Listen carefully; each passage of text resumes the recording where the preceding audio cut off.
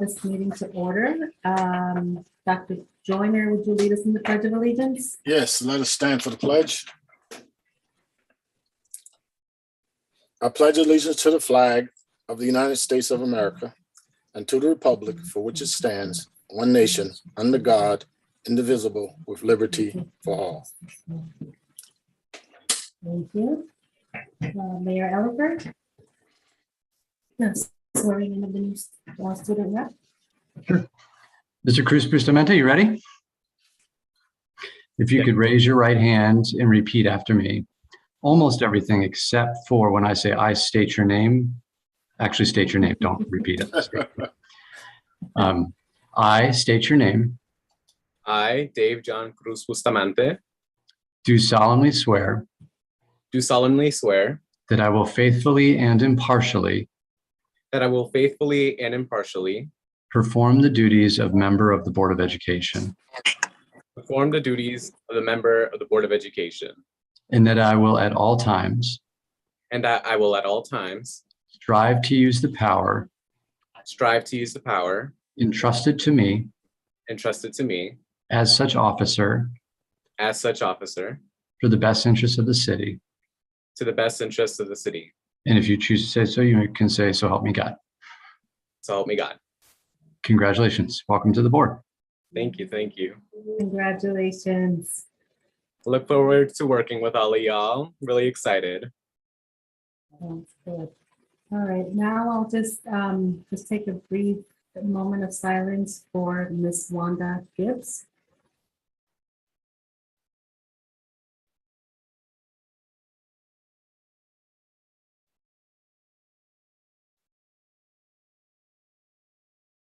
Thank you. Her thoughts and prayers are with her and the family. Thank you. Always seems weird to move on to the next item when we do something like this. Very much. We'll move on to public participation. Dr. Joyner and Dr. White.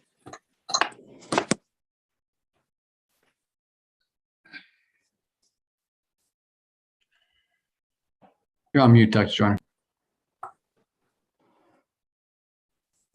You have 4 minutes to speak. When I say time, you should complete your sentence and honor the time limit. Thank you. If someone wishes to make public comment, this is the time to use the raise hand function and be recognized.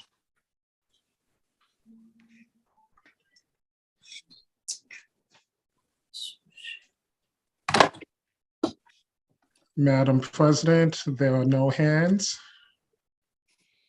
Thank you, Dr. White. I think this is the first in all of my years as board member. Actually, I think last week there were no hands raised. Oh, okay. I guess people are Must be going the on vacation. summertime thing. In the summertime. Thank you. Mr. Goldson, very nice to see you. My nephew took care of you in the look good. hospital, Mr. Golson. Yes, I did meet him. Yeah, he told me he'd look out for you anytime you came in. Yeah, well, he didn't help me get out of there fast enough. I'll let him know. I'll let him know. Oh, boy. Oh, dear. All right, we'll move on to the action items.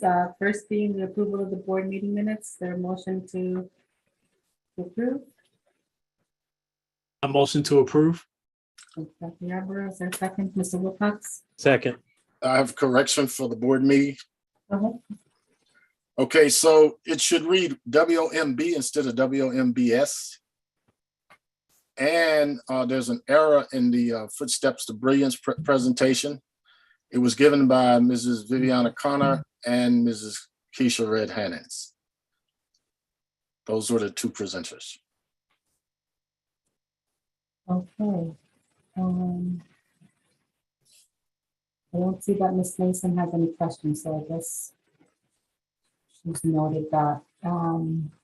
Any other discussion? Okay, seeing none, we'll vote to approve the meeting minutes with the corrections. Mr. Wilcox, Yes. Mr. Goldson,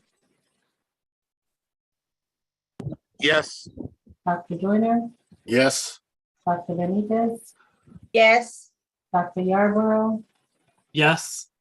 and Ms. Roman is not on. Mr. Bustamante, I know you weren't at the last meeting. Yes. Mayor Elicker, Yes.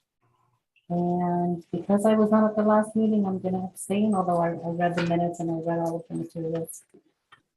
Thank you. So those minutes pass with corrections. Next item is the personnel report. Ms. Brett Hennons. Good evening, Board. Thank you for the opportunity to come before you this evening. As you know, Dr. Tracy is enjoying a much-deserved vacation, so I'm acting in her stay tonight. I present to you the personnel report for approval. You'll notice our principals have been hard at work in their teams hiring teachers, and so that's what I'm bringing before you this evening. Thank you, Ms. Hennons. Then motion to accept, Mr. Wilcox. Yes, I move that we approve the action items of the superintendent's personnel report. second the motion. Thank you, Dr. Joyner. Any discussion? Okay, seeing none, we'll go to approve the personnel report. Dr. Joyner, Yes, Dr. Yarborough, Yes. Mr. Bustamante, Yes. Dr. Benitez, yes, Mr. Goldson, yes, Mr. Wilcox, Yes, Mayor Elicker, Yes. and I'm a yes as well. So personnel reports pass.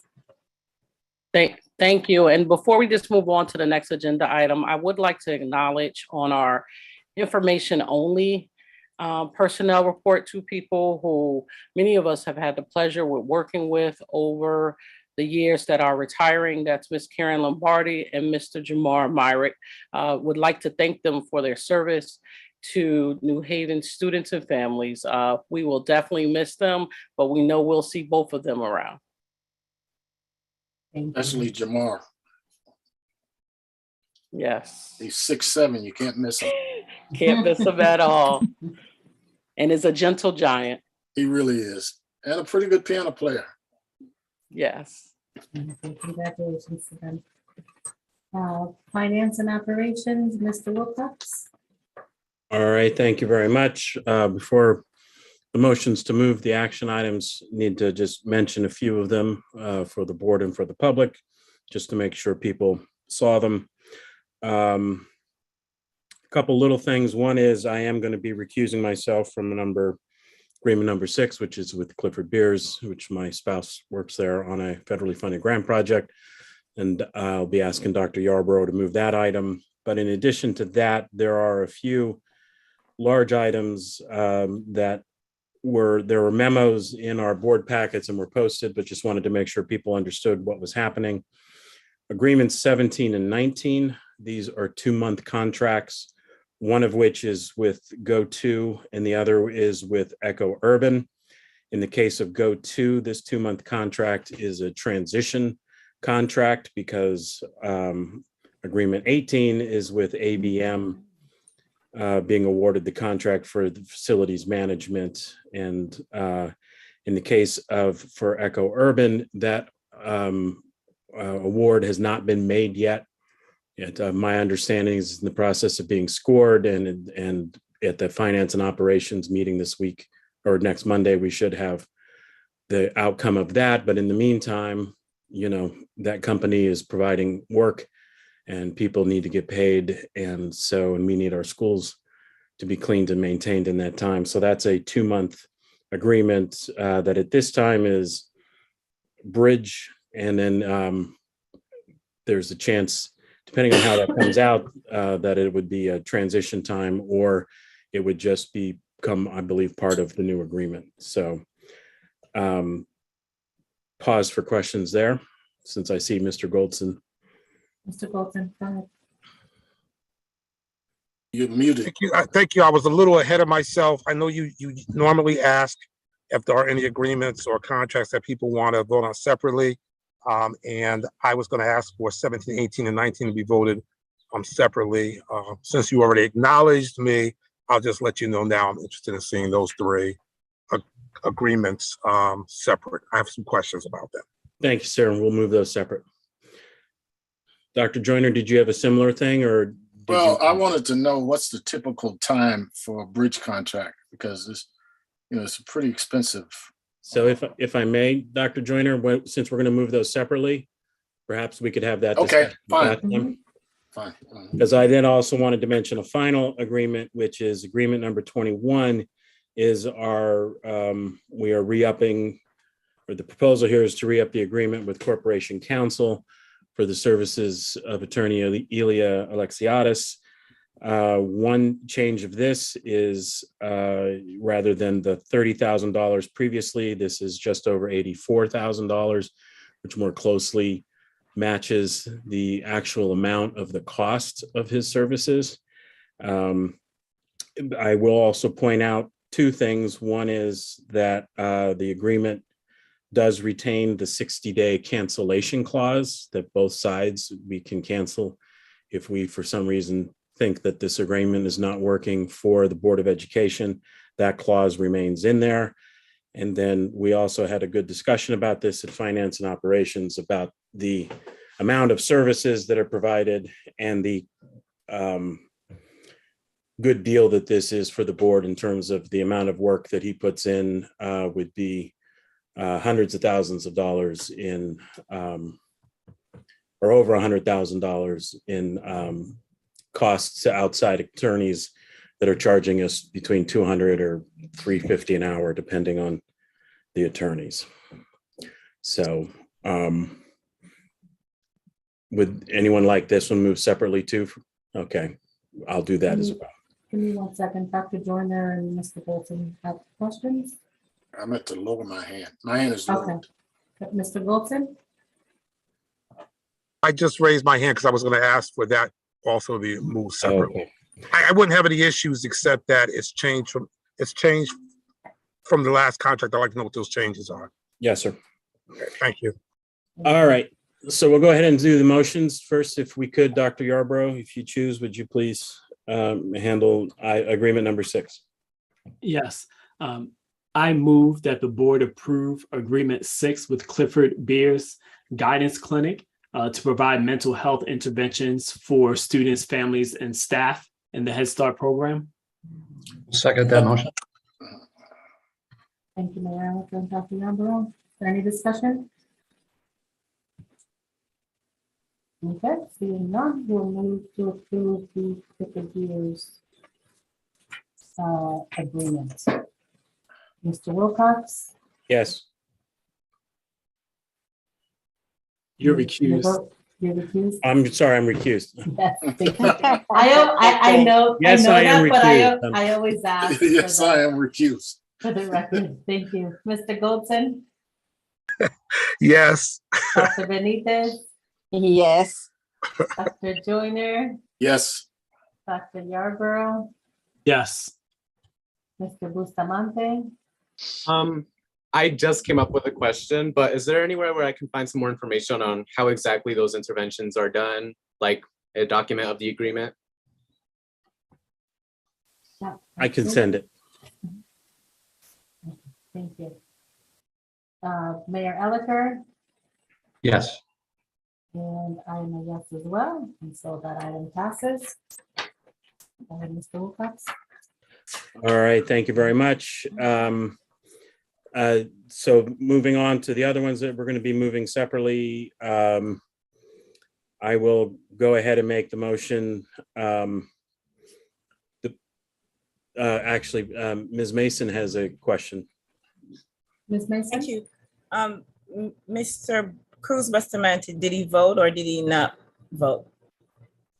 Yes, it was a yes. Thank you. Yes. Thank you.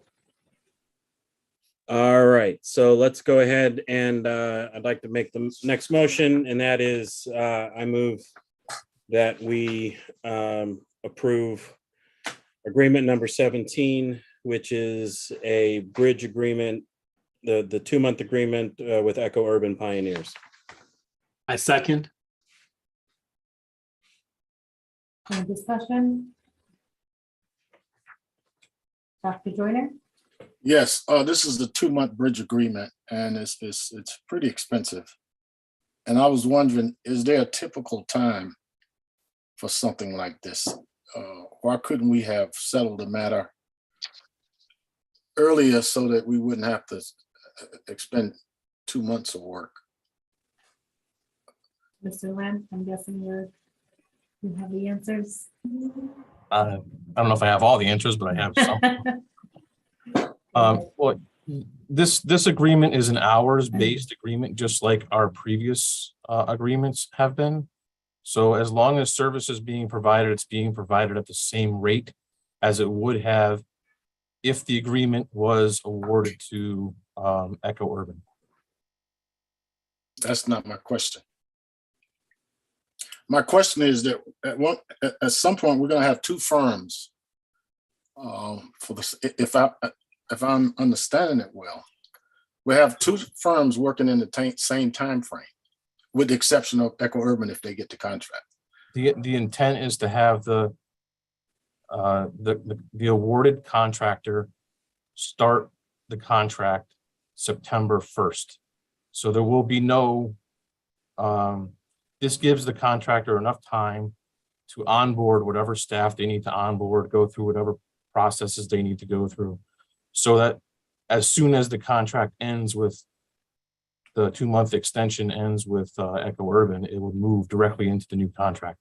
So there will be no. I'm not talking about Echo Urban. I'm talking about ABM and GoTo. So with that contract, it's just, I've been through. Point of order. Hold on 1 second, because right now Point of order. we're discussing the Echo Urban. It's item number 17. Oh, I'm sorry. Was that your point of My bad. order, Mr. My bad. Bolton? No, Thank you. I'll wait until we get to the next discussion. Mhm. Thank you. Mr. Bolton, did that conclude your questions, Dr. Joyner, on this item? Yeah, if Echo Urban gets a contract, that means that we won't be paying the transition. They'll just keep working. Is that correct, Mr. Lamb? Correct. If they don't get the contract, we'll have to have them work for 2 months. They'll finish out their 2-month contract, and at the end of that contract, the new company would start. All right, so the new company won't be working during their contract. Correct. It'll be a handoff. Correct. Okay, that's good. Thank you. Mr. Bolton? Thank you. My initial questions are similar to Dr. Joyner's. And then I have some process questions. In terms of this 2-month contract, this is at the rate that they currently are at? No, this is at the rate that they have bid in their proposal. It's a rate at which they bid in their proposal. Okay. So, and you're saying that the new contract will start in September 1st with either them or another company. And will that contract expire again in June 30th, like most Yes. of our contracts? Yes. So if another contractor gets the contract, they only get it for 10 months as opposed to 12 months. Is that correct? Correct. All right. That leads to my next question. And why did this process start so late?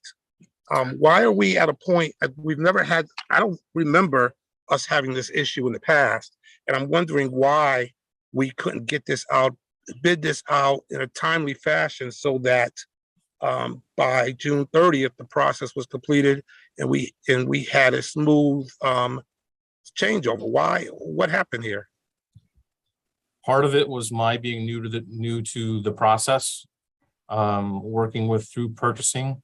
The process with this got lengthened because of the question and answer period had to be extended a few times because of certain questions that were asked by some of the vendors, and then the leveling process that we're currently going through in order to be able to make sure that all of our proposals are apples to apples and all of the information is equal across all of the proposals. has just taken a little bit more time than what we had initially anticipated. I'm a little concerned. Those are all issues that we've always had in the past with these contracts, and it didn't put the process 2 months behind. I just don't, quite honestly, I don't know how much of that I understand or believe. Quite frankly,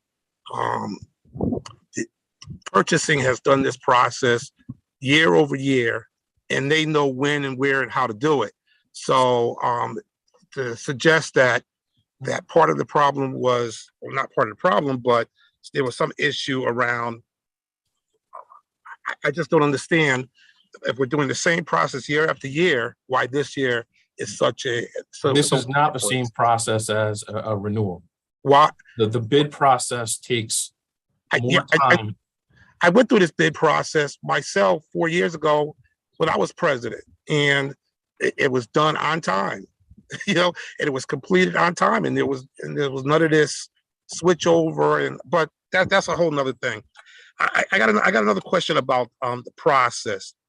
My understanding is that, and there was 2 different contracts, the GoTo ABM deal and this Echo contract. Did you recuse yourself from both of those processes? Did I hear that correctly? No, I only recused myself from the Echo Urban process. Because I have I don't even want to call it a relationship, a past business relationship with one of the contractors that bid the project. I had conversation with Corporation Counsel. I had conversation with purchasing. Both of them told me that it did not rise to the level of a contract where I needed to recuse myself, but I did anyway. When in the process did you recuse yourself? It was like in the middle. Like I said, at the time, it did not raise to the level of that it became a conflict. I could talk about the relationship if you want. I mean, it doesn't matter. Well, I think we may have that conversation if the contract goes to that company that you had that business relationship with. I don't know if this is the time to do it on this extension contract, but I'm a little concerned that if you felt that you needed to recuse yourself, it should have been done at the beginning of the process as opposed to the middle of the process when it really didn't make a difference anymore. So I'm going to, if there are some additional concerns later on during this contract deal, I'm certainly going to raise that issue. The fact that you had a business relationship with one of the contractors did not recuse yourself earlier in the process, and now are asking us to approve a 2-month extension while you guys figure these things out are concerning to me, and I'm certainly going to have additional questions in the future. But at this moment, I'm obviously going to vote for this for this and 19, because of course we don't want to see a problem with no one doing the work, having the contractor do the work. So I'm going to have to vote for it, but I feel kind of forced. And I got to tell you, it reminds me of the transportation contract. It reminds me of how we don't put that out soon enough, and that folks don't have enough time. It's another breakdown in the process. Doesn't give competitors who could save us money enough time to bid on these. So I'm going to raise these issues again, but tonight I'm going to vote on it. Thank you, Madam President and Mr. Chairman. Wilson, Mr. Lamb, Dr. Joyner, and then Mr. Wilcox. I have the same concerns that Mr. Golson had. We've been on the board together for I don't know how long, but and we work to try to straighten up procurement policy. I'm going to vote for it also. But I'd like to ask a question. Mr. Lamb, when did you start the bidding process? What month of the year did you start it? I started rewriting scope February. You started in February, and you had everybody lined up in terms of the people that would view the I had to proposal and score it. completely gut the scope of work. I For didn't- both no, of no. these contracts. I didn't.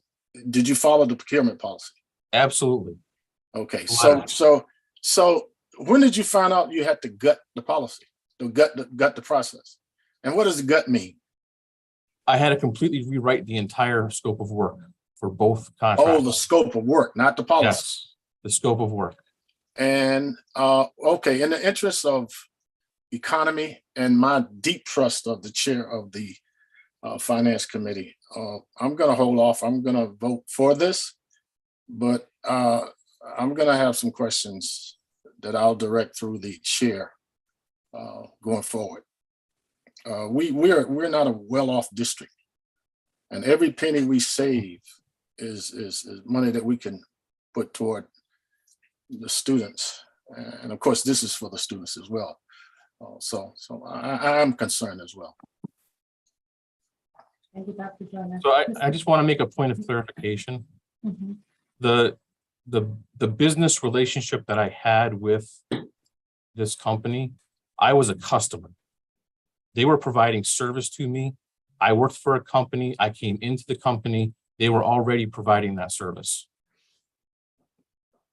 It's a professional relationship, no more, no less. Thank you, Mr. Lamb. Mr. Wilcox? Yeah, I was going to say thank you to Mr. Lamb for providing that clarification. So it's just, if I understand what you're saying, it's the you recuse yourself because this is a large contract, et cetera, but it's you were a customer previously. You received no funds from them. No. You, in fact, expended funds. You were a customer like you are now. And so I just wanted, thank you for clarifying that. The second thing that I'm going to say, I'm certainly going to be approving this for the various reasons that others have said that we need to have the work in place.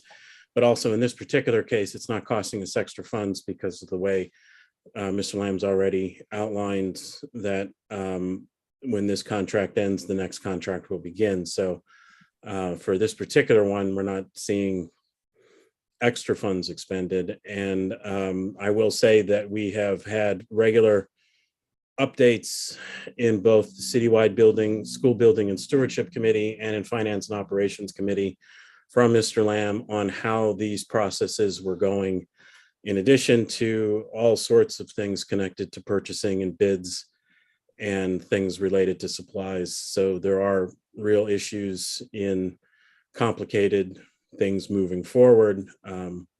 So I expect if there's, I mean, we can talk about this, but I'm perfectly comfortable voting for this one and will be tonight. But this is not news to me, the challenges of getting everything done, particularly on large, complicated agreements. Thank you. Thank you, Mr. Wilcox. Mayor Elicker and then Mr. Bolton. Thank you, Madam Chair. I just wanted to express my appreciation to Mr. Lamb. So first of all, the attorneys that Mr. Lamb asked said he did not need to recuse himself. Second, the bureaucracy I learn every day more and more is very, very challenging to navigate through no fault of Mr. Lamb's. And given what he said and Mr. Wilcox reiterated that there's no overlap in contracts here, I think we can all anticipate that Mr. Lamb, given his track record, will ensure a smooth transition to a new company if a new company is decided upon. Mr. Lamb's never done anything that would have me doubt his integrity at all. And I just want to say that I appreciate your work here under challenging circumstances. Thank you, Mayor Elicker. Mr. Bolton. Thank you, Madam President. Asking questions of the process doesn't question somebody's integrity. I'm not going to get caught up in that nonsense again by asking questions and having investigations launched against me because I did. I'm going to ask questions because I believe they're in the best interest of this district. So to have someone say that Corp Counsel suggested they didn't have to recuse themselves, but they felt that the relationship was questionable enough that they did recuse themselves, obviously leaves questions for us that, or at least for me, that I'm going to need to have answered. And I will ask those questions during at the appropriate time. But for me, but I want to make it clear right now that I'm not going to have my questioning questioned as something other than what it is. Okay, I didn't question his integrity. I didn't question anybody's integrity. I didn't question what his work ethic. I didn't question any of that. I asked why this process is different than it was for other processes. As we will see in 19, there is an overlap. And this hasn't happened in the past, and I'm wondering why. And I'm going to ask those questions. I'm not going to have my integrity questions by asking those questions. So I would suggest that we get back to allowing members to ask questions without questioning their motives or their integrity. Thank you, Madam President. Thank you, Mr. Bolton. Mayor Elicker? At the reluctance of having a lengthy back and forth, nobody is questioning Mr. Goldson's integrity, and Mr. Goldson did not question Mr. Lamb's integrity. What I said is that I have never had any reason to question his integrity. That doesn't judge anyone else that anything anyone is saying. And I have heard nothing from anyone on this board indicating that board members are not allowed to ask questions. We all encourage each other to ask questions. Thank you, Mayor Elicker. Mr. Bolton? Thank you, Madam President. Without wanting to have this go on and on and on, I will just say one more time, I understand what questions are asked, when they're asked, why they're asked, and what they're trying to convey. We could play this game all day if we want to. The fact is, if no one questions his integrity, there's no reason to raise the issue of integrity. And that was raised after these questions were asked, not before. So again, yeah, I know what's being said, and I know what the result of those kind of comments were the last time I raised them. So I want to make sure, I want to make clear at the beginning of this process that I'm not questioning anybody's integrity. I'm not questioning, I'm only questioning the process. I'm asking for questions. I'm asking questions, and I expect honest answers. Thank you, Madam President. Thank you, Mr. Bolton. Any other discussion? Seeing none, then we'll vote on item 17 to approve item 17 of the agreements in the F&O section. Mr. Bolton, Yes. did you raise your hand or? Oh, no. Sorry. Okay. I don't know what's going on. Okay. I don't know what's going on. You're- I'm sorry about that. I voted yes. Okay. I don't know what's going on with my computer right now. Oh, right. okay. Thank Giving you. somebody a high five. Dr. Benitez, Yes. Dr. Yarborough, Yes. Dr. Joyner, Yes. Mr. Wilcox, Yes. Mr. Bustamante, Yes. Mayor Elicker, Yes. and I'm a yes as well. And so item 17 passes. All right, I'll move the next item. I move that we approve agreement number 18 with ABM to provide facilities management services. I second. Any discussion?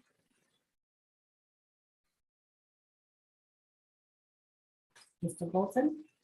Thank you, Madam President. This was one of the items. This 18 is ABM?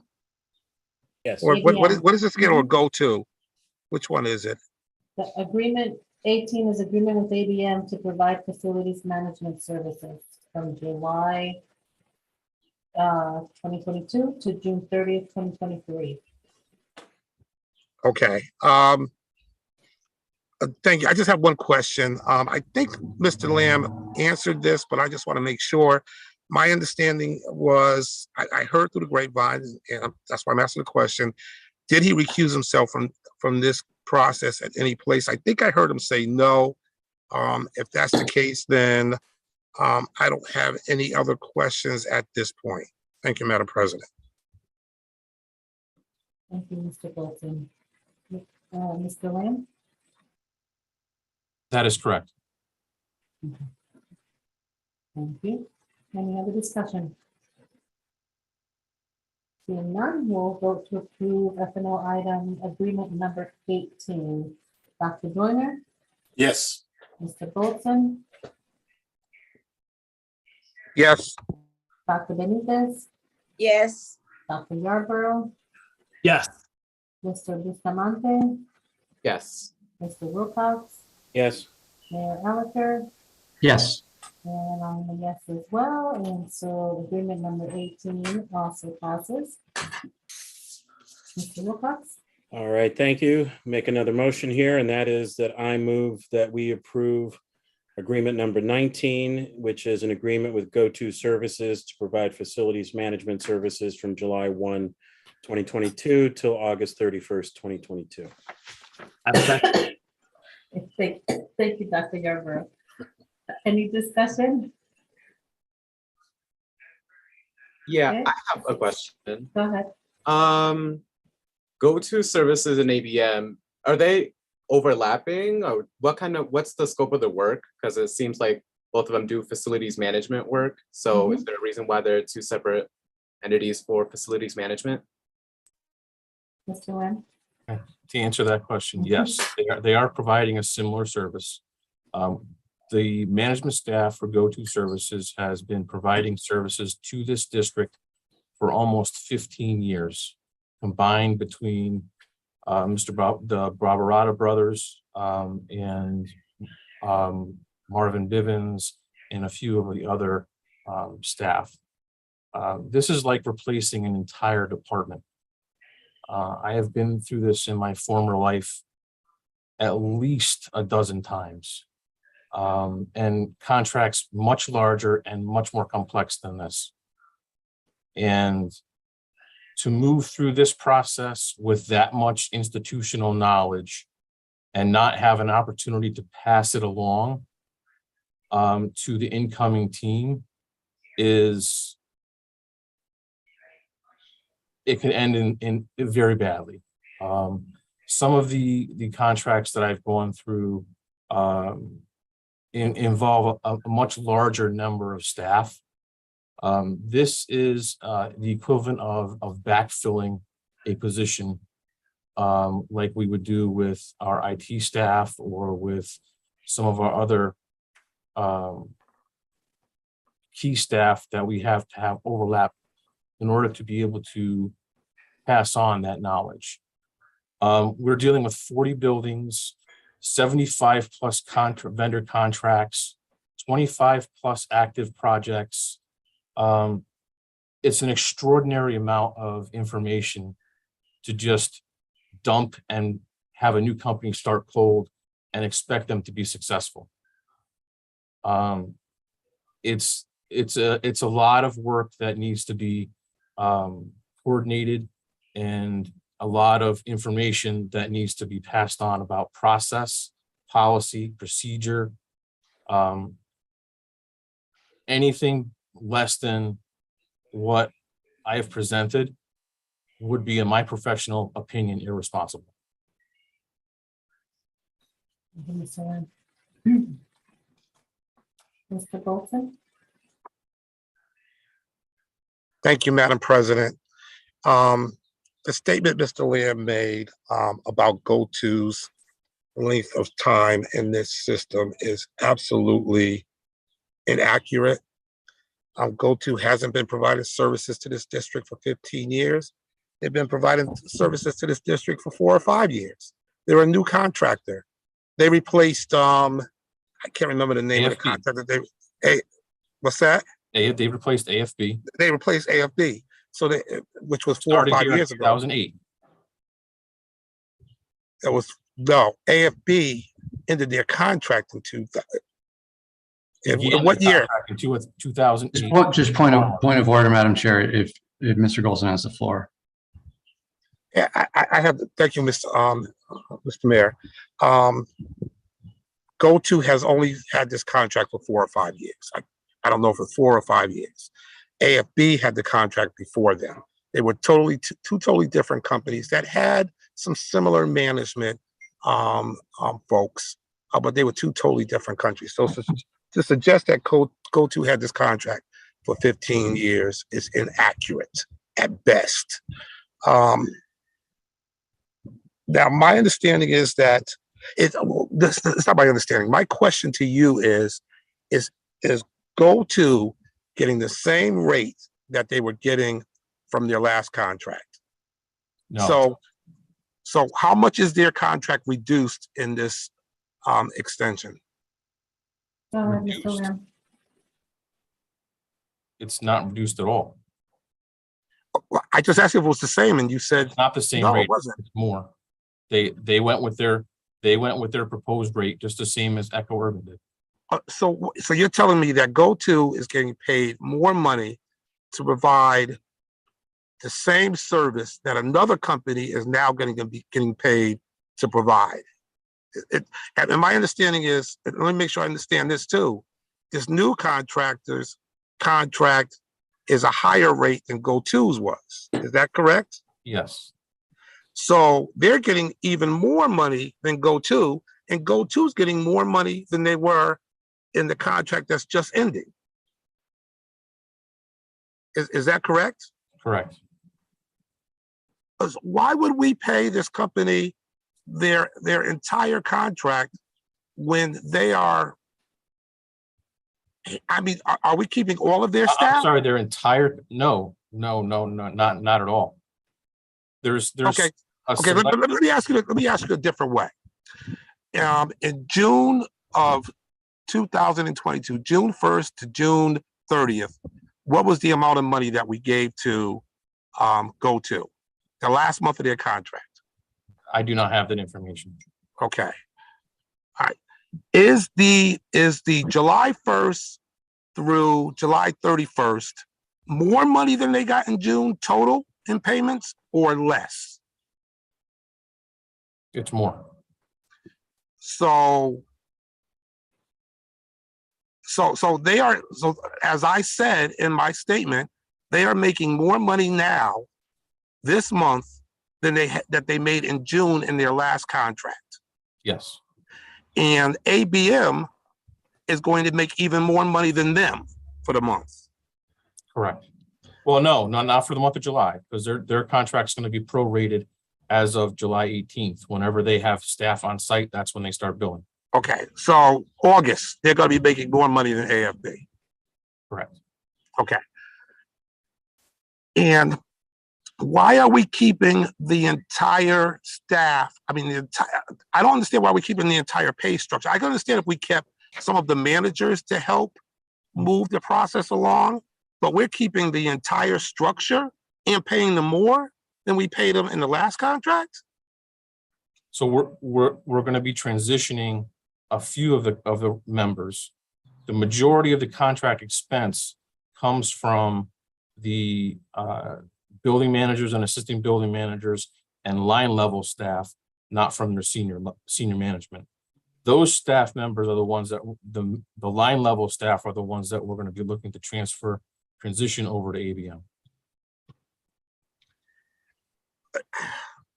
Madam President, please forgive me, but you know, I'm really concerned about how this process has occurred.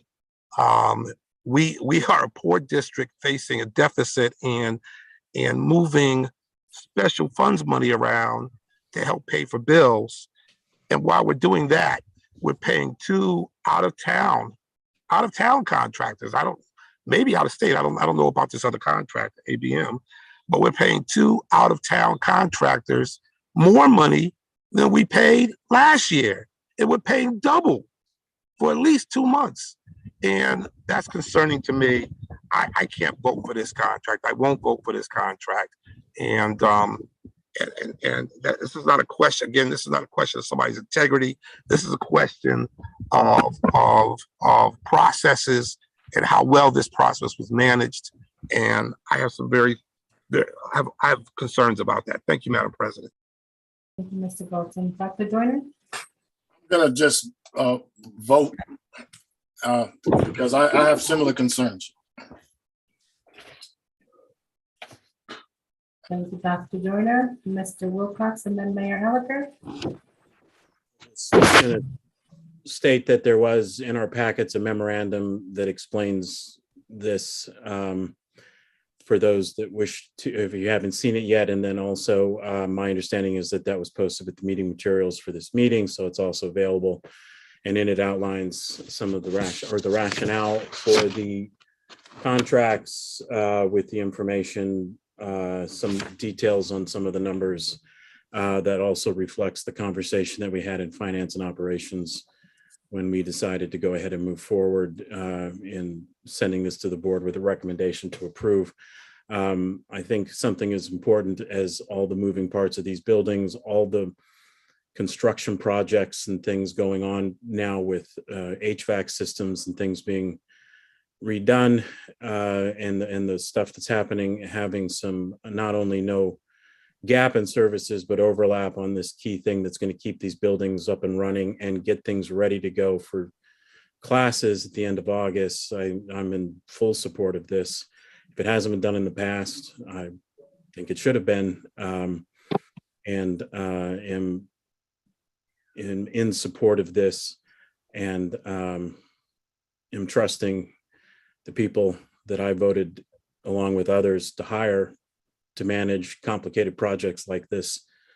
And certainly think that we need to have full accounting of any of the questions. People want a deep dive into the numbers. We'll put that on the agenda for finance and operations and bring back information about exactly what dollars are going to be cost in this, and questions of when, like if somebody takes a position from who currently works for GO2 and takes the position with ABM, when that gets cut over, what the costs will be for us, because these are not to exceed contracts. So these are more of the maximum level, maximum likely is. So we'll dive into all the numbers, because I think full transparency on that is important. And we'll come back with that to show the information, but I am going to be voting for this evening. Thank you. Thank you, Mr. Wilcox, Mayor Elicker, and then Mr. Bolton.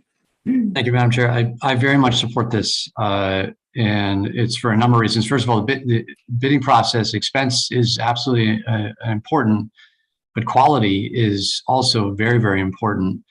And frankly, we've been receiving, in my view, inferior quality for many years. I look back to in the heart of COVID, when our HVAC systems were not properly maintained, and we actually had to have the city building inspector and health inspector going through the schools and making sure things are in place, because the previous contractor misrepresented to this board that things had been done that were not. Especially when it comes to our children, they deserve high quality schools, and we all have examples of how the facilities have not been well maintained. I think it's time to turn over a new leaf and go in a new direction.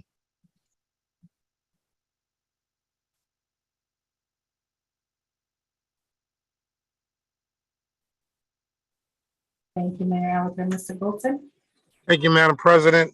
I have to echo some of Mayor Elicker's comments. I have been deeply frustrated with GO2 for almost the entire 4 years. I mean, with with gates being broken and kids, escaping from 5-year-old kids escaping from buildings and running the neighborhoods. I've been very concerned about their management of the facilities. So I'm not arguing these points to argue to argue in support of GO2. As a matter of fact, I'm arguing against support of GO2. I don't think we should be giving them an extended contract. And I think all of the things that you mentioned as to why we should be moving in a different direction is the very reasons why this process should have been handled better and should have been handled earlier, and should have had a smoother and less costly handover. And that's the point I'm making. I mean, we're paying more than double what we were paying in June for the same service, more than double for the same service. And that's concerning to me. And I can't support that. I'm not voting against it because I want to see go to continue on. I'm voting against it because I don't want to see them go on. Exactly the point that you were making there, and that is that they haven't been good stewards of our system. One thing I would not echo is the comment that they misrepresented work that they've done to the board. I'm not quite sure how true that is. And I wouldn't want to put us in a position where we could be sued for defamation or making false statements. So if we're going to make those kind of statements, we should at least have one example where they did misrepresent their work to this board. And I would be real concerned about making those sort of statements at this point. And my third and last comment is I want to thank Mr. Wilcox. Yes, these items were included in the board package for our review. I have to apologize. I was in the hospital and just got out recently, and this package is something like 346 pages. I'm sorry that I'm not as up to, I haven't reviewed all 346 pages, particularly the big package around this facility stuff. So I have to apologize for not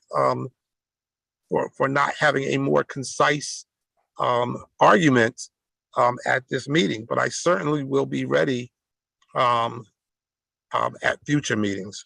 Thank you, Madam President. Thank you, Mr. Goltz and Mr. Bustamante.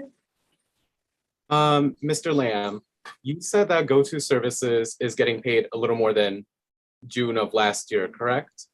Correct. And you mentioned that that's because they're kind of giving a mentoring service to the incoming ABM company. No, that's not really accurate. Okay. They're going to be providing services to. If we did not do this contract, we would not have services currently. We would Okay. have ended the contract. ABM would have to walk into this contract absolutely cold with no information about anything. This gives ABM the opportunity to be able to learn from the people that are doing the work, what's going on currently. And that is extremely valuable information given the tempo of the work, the volume of the work that we're working with, and as well as the timelines for a lot of the projects related to department moves, all of the HVAC issues that we have currently going on around the district. Some of the projects related that are related to HVAC are extremely time sensitive, and we have a lot of moving parts around them. All that information needs to be transferred from the people that are currently doing the work to the new staff. I see. And forgive me if you already mentioned this, but why did the price for these services increase from last year for Go-To? It would have increased with the new contract regardless. It's just a matter of that they had us over a barrel. We could let them go, or we can and suffer through with a new contract and have a lot of difficulty in the beginning, or we can pay the extra money, still be under budget, and be able to provide the services that the ABM needs to be able to get up to speed with our building conditions and our building operations quickly. I see. And one last question, ABM and Go-To Services will be working on the same projects together, because I know one common complaint from students is facilities is often not the best, right? That isn't a secret. So what I'm kind of hoping for is that we can get a bang from our buck, right? We have two companies that are doing facilities management, but yet it seems like every time we return to school, there's always a problem with ventilation. There's always a problem with facilities management. So you're saying that both companies will perform the same projects and the same duties together? Essentially, yes. This is more about quality than it is about quantity. It's getting the correct information to the right people to make sure that we don't have these things happen again. Okay, thank you, Mr. Lamb. Thank you, Mr. Bustamante. Mr. Goldson? Thank you, Madam President. Again, it's about process. They wouldn't have us over a barrel if we started this process earlier. What we should have had was a decision on this 2 months ago, and then they could have stayed on the rate that they already had without giving them an extra 2-month contract, have ABM come in early and give them a little bit of a contract to go over, to pick up all of the bits and pieces. That would have saved us money. To suggest that somehow we're paying more than 2 times what the contract paid in June for July and August, and somehow that's keeping us under budget. I don't understand those numbers. I understand numbers, I think, very well. I don't understand those numbers. I don't understand how we pay 2 times more, but somehow come under budget. And there's one other thing that I want to make sure is on the record here, because we started off, and I meant to ask that at the last time I opened up, and I promised this would be my last time. Again, how long has the question for Mr. Lamb, Madam President, how long has GoTo's contract been? Because there was a inference that they've been on for 15 years. I question that number. So I'd like to know exactly when GoTo came out as a contractor for the district. Thank you, Madam President. Thank you, So Mr. Goldson. Point of clarification, Mhm. I did not say GoTo Service has been servicing the district for 15 years. I said members of the staff have been servicing the district for 15 years in one capacity or another. They went from AFB to GoTo Solutions. Some of them actually worked for the district and transitioned out. Madam President, for all due respect to Mr. Lamb, and I'm going to check the tape later on, but that's not what he said. He said GoTo's been in the district for 15 years. We were going to be losing that. That's what he said. Now, if he meant something else, then fine, say that's what you meant. But what you said was something different. But I'm going to check the record, and if I'm wrong, I will apologize at the next meeting. And I would expect Mr. Lamb to do the same if he was wrong. Thank you, Madam President. Thank you, Mr. Goldson, Mr. Lamb. Dr. Yarborough? Yes, thank you. I support a transition contract. I recognize that we do need the knowledge. It would be beneficial for the new contractors to have the knowledge of how things are currently set up. My question is thinking ahead about the future contract transition, whether or not within this new contract with ABS or the new contractor. ABM, thank you.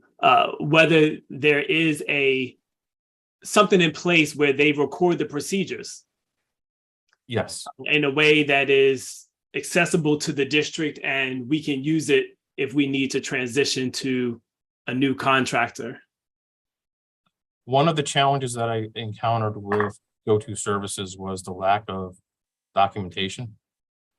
A lot of documented policies, procedures, processes were not written down in a real way that would be able to be transitioned from one person to another.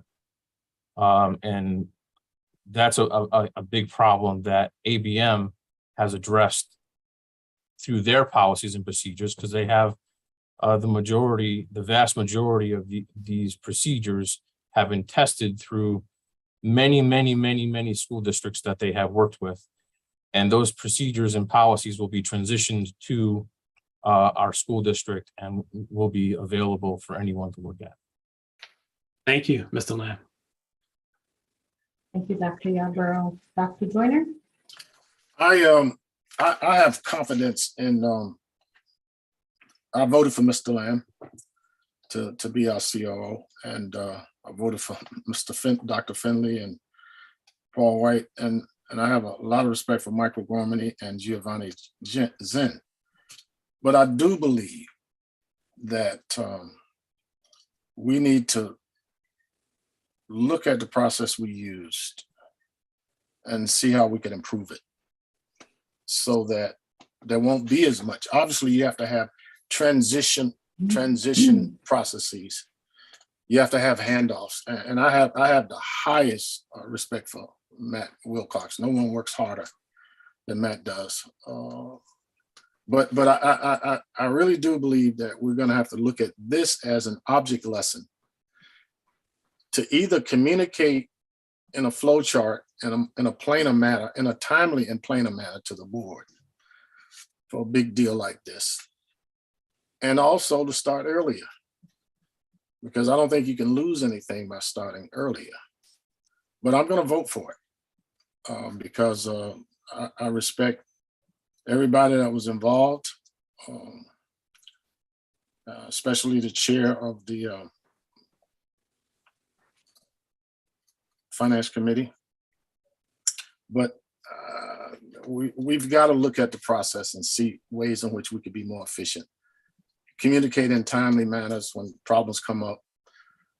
If you even think that there's a chance of any conflict of interest, to let that be known to the person above you as soon as possible. Matt does that beautifully. And but I'll vote for it. But let's learn something from this. Thank you, Dr. Joyner. And seeing no further discussion, we'll vote to approve agreement number 19. Dr. Joyner, Yes. Dr. Benitez, Yes. Dr. Yarborough, Yes. Mr. Golson, No. Mr. Wilcox, Yes.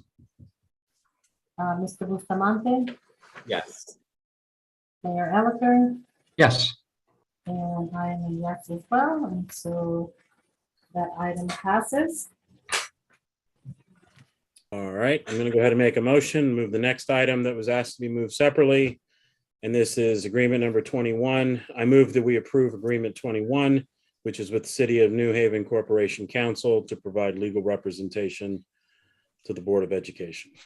Second. Thank you, Dr. Joyner, Mr. Wilcox, Mr. Golson.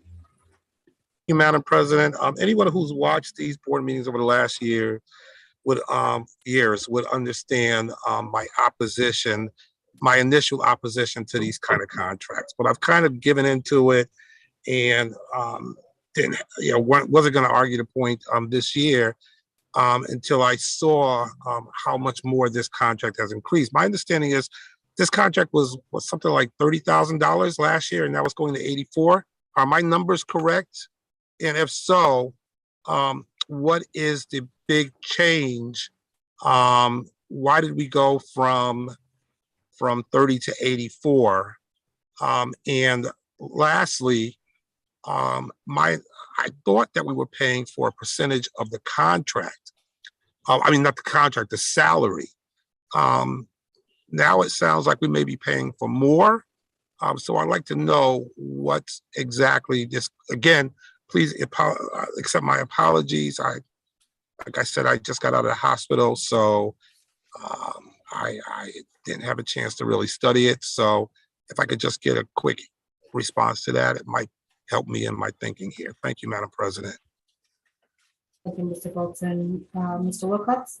If I can respond, I just put in a link to the agreement information that was presented at the Finance and Operations Committee meeting. The primary reason for the increase in the salary, in the contract of $30,000 is what it was previously, to now it's $84,036, is that better reflects the actual salary of the individual, and who spends about 90% of their time on Board of Education things. The memo that was presented in the Finance and Operations Committee meeting, which is posted in those materials, and I just provided the link to here, outlines of all the various things about freedom of information requests and contract review and a variety of other things. So it was basically, as was described in the meeting, we were getting a great deal on that, and now we were being asked to actually take on the true cost of part of this individual's salary. Thank you, Mr. So my understanding is that the salary is closer to 85,000. Is that what I'm hearing? Because you said we're paying like 90% of the salary, so I'm not quite getting it. Are we paying for the salary plus, or are we just paying for a percentage of the salary? My understanding, and perhaps I see Attorney King is on here that might be able to provide more detailed information, but we're not even paying the full salary or the benefits hit, et cetera. We're the price is 84,000. So that's that was what the cost was. So it was to better reflect more of what the actual costs are of having that individual, which is far less than what we pay our outside attorneys in a per hour basis. Yes, but we're not reducing the cost to our outside attorneys. One of the reasons that we were given for paying for this position, that it was going to reduce our outside attorney costs. I know it didn't do that last year. Are we now suggesting that our outside attorney costs are going to be reduced this coming year? Is that part of the reasoning behind this? If you're getting that from what I'm saying, that's not what I'm trying to get across. We look at our attorney costs annually, go over what the actual costs are and for which firms. We also include this agreement on there as well, and I can send that information. It's all on part of the meeting information for finance and operations. Our attorney costs obviously are going to vary on the amount of times that we're dealing with legal issues that we need to use our attorneys for. My suggestion is it's cheaper for some of these routine items and for things that connect with the city to use this person rather than an outside attorney, because for that work, it's much cheaper on a per hour basis to the board than it is if we're paying $300 or $200 or $350, depending on the attorney. So it's better to have some place to put some of these things because of their expertise, as well as to then save the expensive help for some of the things that we want external answers for that are not from the city, but that we want to tap other expertise, such as when we're using Shipman and Goodwin, who are noted education law attorneys. So my only thing was saying that for some things, it's cheaper to use this person than it would be to send it outside. Madam President, I still have the floor, but I see Pat King's hand is up. So I'd like to see if she has a response to my questions, and I want to finish up. Thank you. All right, thank you very much. Mr. Goldson, the 84,036 is the full salary for the position. What we're asking is that the position be fully funded by the Board of Ed. Now, I was not Corporation Counsel when this deal was originally struck, if you will, between then Corporation Counsel John Rose and Dr. Burks. And as I understand it, the contribution of $30,000 was so that some of the attorney's time could be spent on Board of Ed matters. Board of Ed is unlike any other city board or commission. You know, in the scope of the work, the number of employees, just the sheer number of contracts that come through the Board of Ed are very different than any other board or commission. And frankly, the Board of Ed would probably take up more attorney time than all the other boards and commissions put together. But it quickly became apparent that the needs of the Board of Ed for day-to-day legal services by somebody in-house who has relationships with people, knows how the city works, knows who to call for what, and can jump in and get involved on any number of legal matters at a moment's notice, really wound up very quickly, by the time I got on board, taking up probably more than 90% of Attorney Alexiati's time. He spends almost all of his time on Board of Ed matters. We occasionally tap him every once in a while for election matters because he has some expertise in that for the city. But in the meantime, from my budget, you know, my office was paying a little less than 2/3 of his salary, but basically getting hardly any of his time. So what we're asking now is that the Board of Ed fully fund the position. And it's funding for a position. If the Board of Ed wanted to fill the position with an attorney of its own choosing in Corporation Counsel, it could do that. And I could certainly use Attorney Alexiades over at 165 Church to work on city side matters. So this isn't personal necessarily about Attorney Alexiades, but it's, as Mr. Wilcox indicated, the Board of Ed paying the full cost of these services. We can't ever estimate what our outside counsel bills are going to be through any given year, because as Mr. Wilcox indicated, it depends on what lawsuits come up, what matters have to be attended to by outside counsel. So it's a hard thing to predict, but there is a lot of day-to-day work that is outlined in the memo that is attached to the materials, or that I guess Mr. Wilcox provided the link to, that Mr. Alexiades does every day for the Board of Ed. And outside counsel are good for project-based work, like to take on one individual case, you know, like it's a kind of a project-based assignment. But in terms of working and having relationships with people on the Board of Ed side and on the city side on a day-to-day basis, this is much more efficiently done by somebody who's in-house, as opposed to somebody who is from an outside counsel, you know, doing it on a project basis. And as Mr. Wilcox pointed out, probably anywhere from $200 to $350 an hour, depending on the firm that you sent it out to. So I hope that answers your question. If it doesn't, I'm happy to continue. It actually does, Attorney King. Thank you very much. So it does pay the full salary. Now, with all due respect to Mr. Alexiades, we started off rocky. We're good now. I respect his work. I enjoy his work.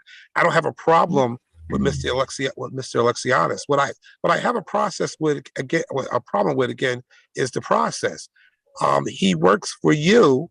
He gets evaluated by you. He is a city employee that we're paying for. That was my original issue. The fact that it was $30,000 kind of tinged me a little, but this year I wasn't even concerned about it. I was like, okay, $30,000, whatever. But now you're tripling the cost and still haven't resolved the issues about, I mean, who does he work for? How does he get hired? How does he get evaluated? And he does it by us. And it's not so much now about this corp counsel position, but it's about what will be next. What other position will we be paying for yet next at City Hall that we have no responsibility for managing, but we actually pay? I mean, you tomorrow could put him on, 50% time spent on Board of Ed issues and have him doing the other 50% on whatever issues you want him to work on, and we would have no say, and we would still be paying the $85,000. So as my concern is about the way this is set up, how it's set up, and you know, if he was our employee, then I would feel much more comfortable. And let me tell you, the way this was sold to us, and you're right, Attorney King, you weren't here at the time. The way this was sold to us was that it will reduce our outside attorney costs. And not only did it not reduce our costs, but the costs increased. And not only that, but we lost a couple of lawsuits. Again, this has nothing to do with Mr. Alexiades. These are lawsuits that came on before him that ended up costing us a whole lot of money. So our attorney costs cost the city a whole lot of money at the end of the day because it's self-insured for you guys and you guys pay it. But at the end of the day, our outside attorney costs have not been reduced, they have increased. And now our cost to the city for your attorney is tripling or almost tripling. So fundamentally, I have issues with that.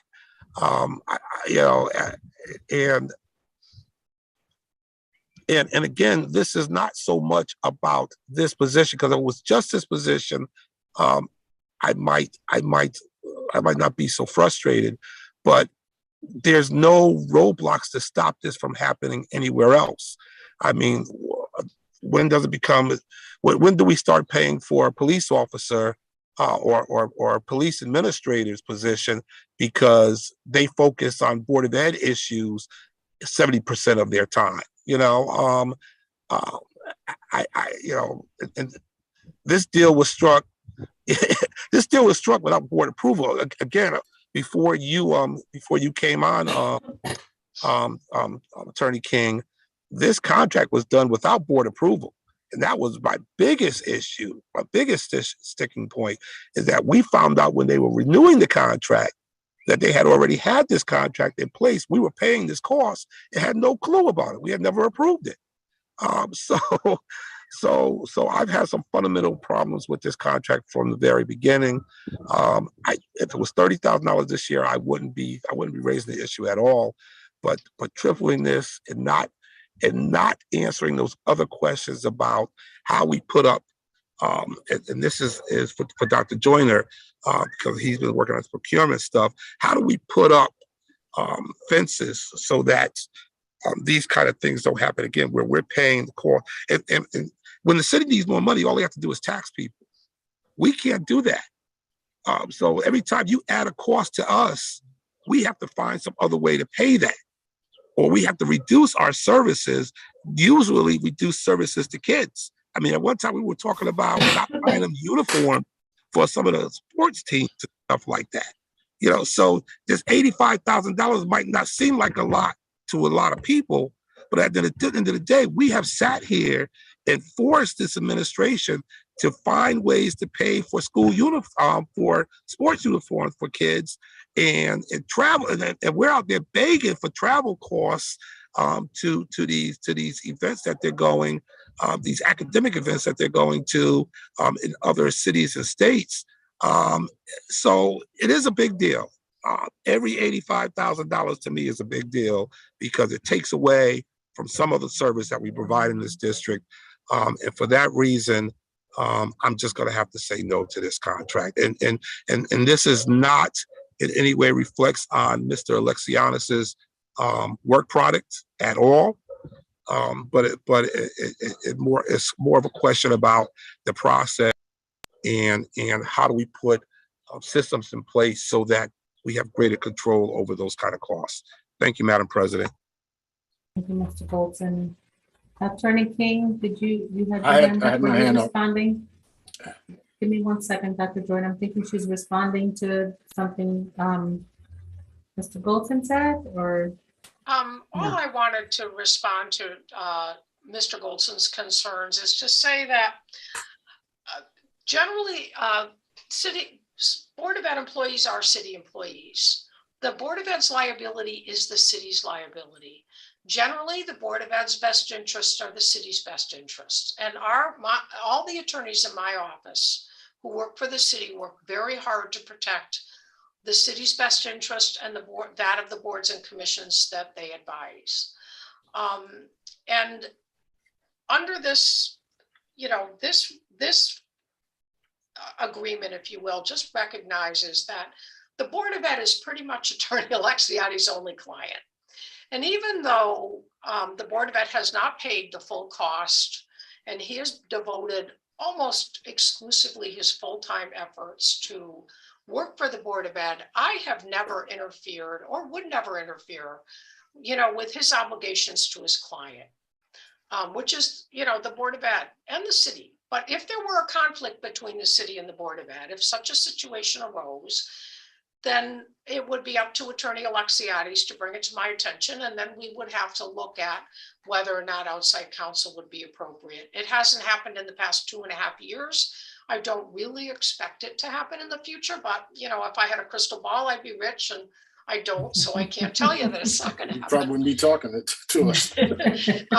And the same as I can't tell you, what any other department might want to do in terms of services and requests to the Board of Ed. I can just say that, if I start restricting Attorney Alexiades to less than 30% of his time for the Board of Ed, outside counsel bills will go up because a lot of work will get assigned to outside counsel that would be in-house work and frankly would probably not, I would say, be a wise use of school funds for that. I know he's a big help to Tom Lamb, especially during contract season, and we have a lot of contracts to move through the system. So there's that. But I hope that addresses your concerns and answers your questions. And I certainly respect you'll take, the position that you think is right.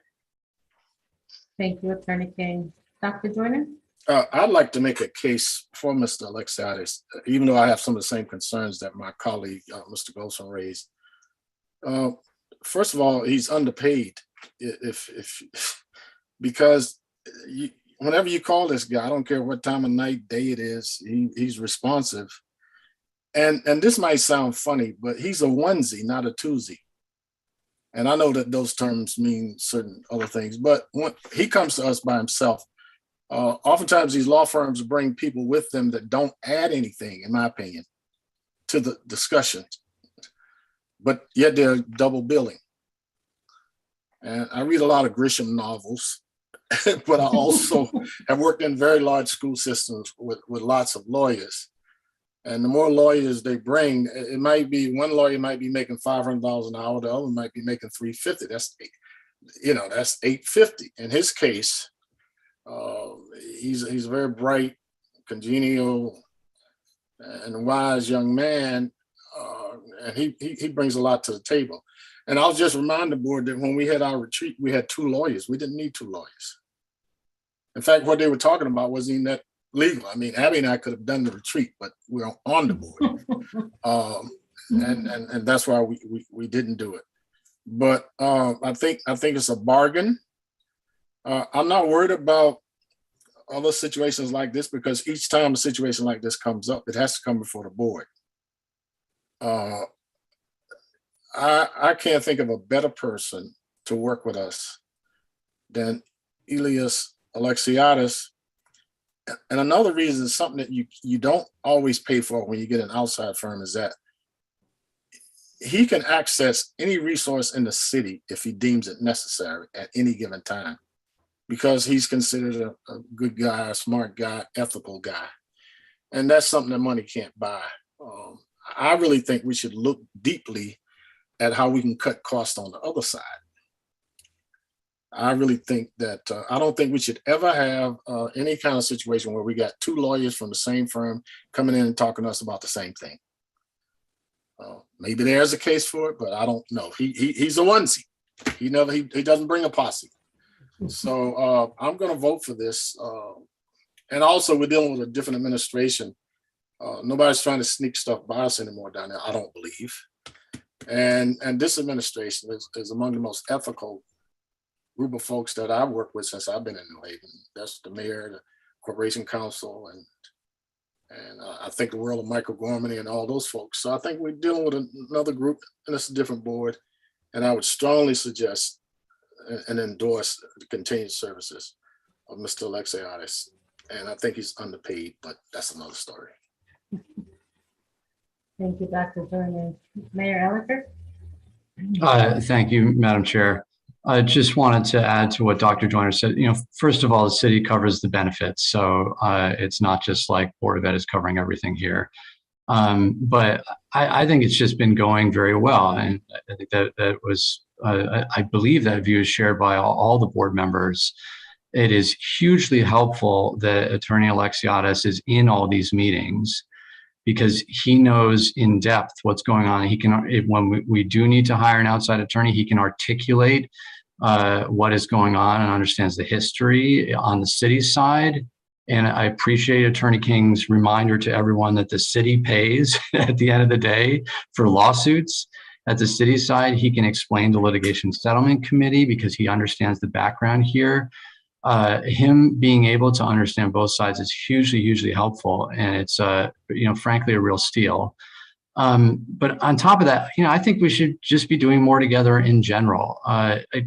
This us versus them kind of that sometimes you hear is not productive. We are all part of the same team. We all have the same goals, and we're doing many things to support each other. I think if anything, we should be going in the other direction. Mr. Goldson, the board votes on every one of these things. Prior to my time, I don't know what happened, but we should vote on any type of agreement like this. But I think we should be going and integrating even more, because that helps us understand each other and support each other more. Thank you, Mayor Elicker. Dr. Yarborough? Yes, thank you. I agree and support having Mr. Alexiadis with us. And I also say that Mr. Golson, I think, raises an interesting point, which is around kind of evaluating and hiring and letting go of who we're essentially paying for. And I agree that things are going well right now, and that's great. But when things don't go well, how do we unravel? How do we get some clarity on what we want to do? And precedent doesn't always have to be followed. Sometimes precedent can be ignored when people want to make their own decisions. So I don't have any, my point is that it's interesting. It's an interesting idea, Mr. Golson, that you raised, and I'm thinking about, which is just in terms of, someone who, a role that we deeply appreciate and that the school board is really dependent on, and that we are using, highly utilizing, and very much appreciating, that at the end of the day, we don't necessarily have a say whether Mr. Alexiadis in particular stays or goes, and how much of the council's time is with us. So I do agree that things are going well right now, and I'm in favor of continuing that. And Mr. Golson's point just also makes me think, how do we structure it in such a way that we can continue to have a favorable set of circumstances, even as roles change in the future, even if it's 5 years or so into the future. Thank you.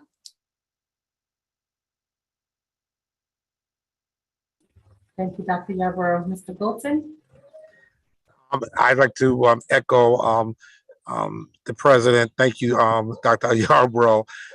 You made the points much clearer than I made, and I hope that we continue to have conversations around that issue of how we fix that. Mr. Attorney Alexiadis has my full support. This is not a question about whether Mr. Attorney Alexiadis should be representing us or not. Absolutely is you please take that out of the equation. It's not a for or against Mr. Alexiadis or Attorney Alexiadis. It's about the process and my concerns that haven't been addressed over the last several years about the process. And I'll just give my regular retort to Mayor Elicker when he suggests that it shouldn't be us versus them, it should be us. And I agree, except when it comes time to approve our budget, Mr. Mayor, which you have been very supportive of, the city is composed of other components besides you. And there's a board of alders there that we again thank them for increasing our budget, but they didn't increase our budget to the terms that we asked for or that you asked for. So at the end of the day, they have different issues that they're also addressing when they approve budgets, and we are not the only concerns that they have. So sometimes it does become, unfortunately, us versus them, because we were shorted several $1 billion in our budget this year by the Board of Alders, and I understand their reasoning behind it. But when we go to the Board of Alders and ask for money, it becomes a us versus them, because at the end of the day, we're not asking for extra money. We're asking for money just to keep the lights on, and we keep getting underfunded. So I understand your concern about this us versus them, but I was elected to the Board of Alders, and I voted on the Board of Alders budget as you and I did together previous times, and I had suggested cuts in the Board of Education's budget because I was an alder and I had other concerns besides the Board of Ed. I am now an elected member to the Board of Ed, and my only concern is with the Board of Ed at this point, and making sure that we're adequately funded to provide the services that our children and our staff need. So I'm going to continue to make those distinctions about us versus them, because that's the real world. We could hope, we could wish that it wasn't a us versus them, but it is. Every time our budget gets underfunded, it's a us versus them. And I'm going to continue to raise those points. Thank you, Madam President. Thank you, Mr. Goldson. Dr. Benitez? So I'm going to talk about something related, but not exactly the same. I just want to make aware of it, for everyone to be aware that it is the most incredible thing to think as an administrator or a staff member of the Board of Education in New Haven. It is so reassuring to know that there's an attorney at the city level who has our back. And the fact that we are supported not just by the Board of Ed, but by the city makes a whole lot of a difference. I want us to keep that in mind. And I'm not saying anybody's not saying that. I also think that us supervising an attorney might be great. I mean, we have an idea what we want, but the Corporation Counsel is much better equipped to evaluate and guide that attorney. Now, could we have some saying on hiring if the Corporation Counsel wanted to replace that attorney? Maybe that's an option, but I would not feel comfortable taking the Corporation Counsel supervision of an attorney who supports us. And that's my own opinion, because I had a parent who was one of the assistant corporation counsels, and I know how that office works and how important it is to have the Corporation Counsel supervising the attorneys. That's my personal experience. I will also say that when we have the outside attorneys, they are very knowledgeable, but we don't feel the same as when we are with our city attorneys. So we really need that service to be seen as part of what we provide to everyone at the Board of Ed. That's all I have to say. And I am truly happy and felt very much supported by Attorney Alexiades. Thank you, Dr. Benitez. Attorney King? Yes, at the risk of belaboring this, I'll try to be quick. To Dr. Benitez's point, under the charter, all the attorneys for the city boards and departments need to be under Corporation Counsel. We are the city attorneys, and we do also supervise the outside counsel contracts. So all the outside counsel contracts go through our office. As a point of information, all of our attorneys are in a bargaining unit. They're all in a union except me. They are all appointed by the mayor for one-year terms from February 1 to February 1 of every year. Theoretically, they could just not be reappointed, but if that were to happen and there were no just cause, then the union would probably get involved and there would be some type of labor proceeding. But so if there are any issues, I mean, I'm happy to address them. As I said, we all want to work for the best interests of the Board of Ed and the city. And I have no desire to interfere in any attorney's relationship with its board or commission. But we'll be happy to get involved if my assistance is needed. So I just wanted to make those points because people might not be aware of the appointment process. It's not a civil service job. Thank you, Attorney King. Okay, seeing no further discussion, we'll vote to approve, what was it, item 21? Agreement number 21. Dr. Joyner, Yes. Dr. Yarborough, Yes. Mr. Bolton, This is not a vote against Mr. Alexiades, but no. Mr. Wilcox, Yes. Dr. Benitez, Yes. Mr. Bustamante, Yes. Mayor Elicker, Yes. and I'm a yes as well, and so that item passes. And finally, I'd like to move all of the remaining items. So I'm making a motion, and that is that we approve the 2 abstracts, the remaining 16 agreements, the 10 contracts, and the 2 change orders as recommended by the Finance and Operations Committee and as listed as action items on this agenda. I second. Dr. Yarborough, any discussion? Okay, seeing none, we'll vote on the remaining F and O items. Mr. Wilcox, Yes. Mr. Golson, Yes. Dr. Joyner, Yes. Dr. Benitez, Yes. Dr. Yarborough, Yes.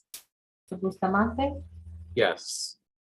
Mayor Elicker, Yes. and I'm a yes as well. So those items pass. Students report. Mr. Bustamante, you have a report? Yes. I do. First of all, again, it's a pleasure knowing all of y'all. I'm super excited to work with all of you. I don't know if y'all recall, but in May, Mr. Fiore read a letter to the Board of Education that was written from the Citywide Student Council that outlined 3 major concerns. Obviously, the rise in fights and interpersonal violence in schools is a big one. And talking with a lot of students, there's a lot of concern about substance abuse, about facilities management. You know, you have reports of like bathroom doors being taken off of school, like the bathrooms in schools, soap dispensers not working, which may seem minor, but they're little things that add up and affect the quality of the school that students attend. And so I put together an advocacy agenda that I hope to pursue in these 2 years. And the first one being electoral reform. I was the only candidate to run for student representative this year, which is not acceptable. I've already spoken with some folks at City Hall and the Office of Legislative Affairs to talk about how we can make the student representative process more open, more democratic, and more meaningful as well. Possibly even talking about making the student representative vote count, especially since we say that we value student voice. I believe that, you know, we really need to take our word for it. The second one being demilitarization and transformative justice. Again, a lot of students have brought up issues like substance abuse disorders and violence. And nationally, you see a rise in adolescent suicide as well, with the Surgeon General even declaring a public health emergency when it comes to mental health. But oftentimes, in general, not even just in schools, but in society as well, we use mental health as a kind of buzzword, but the solutions that we have in place aren't working. And so these issues must be resolved through designing and implementing rigorous, research-backed, professional, and robust restorative and transformative justice initiatives, while taking steps to demilitarize New Haven Public Schools in accordance to the SRO phase-out plan that was adopted in April, I believe, and also listening to the demands of student, youth, and grassroots organizations. I'm aware that there are already a number of school psychologists and social workers in New Haven Public Schools, but with the sheer volume of students that we have and the number of problems that we're dealing with, it's simply not enough. And finally, want to also focus on community schools and social harmony. And this actually also coincides with one of the materials that was put in the packet, the Statement of Philosophy on Teaching and Learning. And it talks about like the physical pathway, the cognitive intellectual pathway, right? Schools are often the first and most long-lasting institutions that children and youth have access to, right? We're in school for 9 to 10 years, from primary school all the way up till graduation. So we could really transform schools to become the center and the anchor of a neighborhood for communities to access essential services, recreation, and really integrate it into the fabric of a neighborhood. It sounds very idealistic, but these ideas have already been put into place in places such as California. And it is a very effective engagement strategy for getting families, communities, and students involved in school life. So those are the 3 top priorities that I will be working with students on.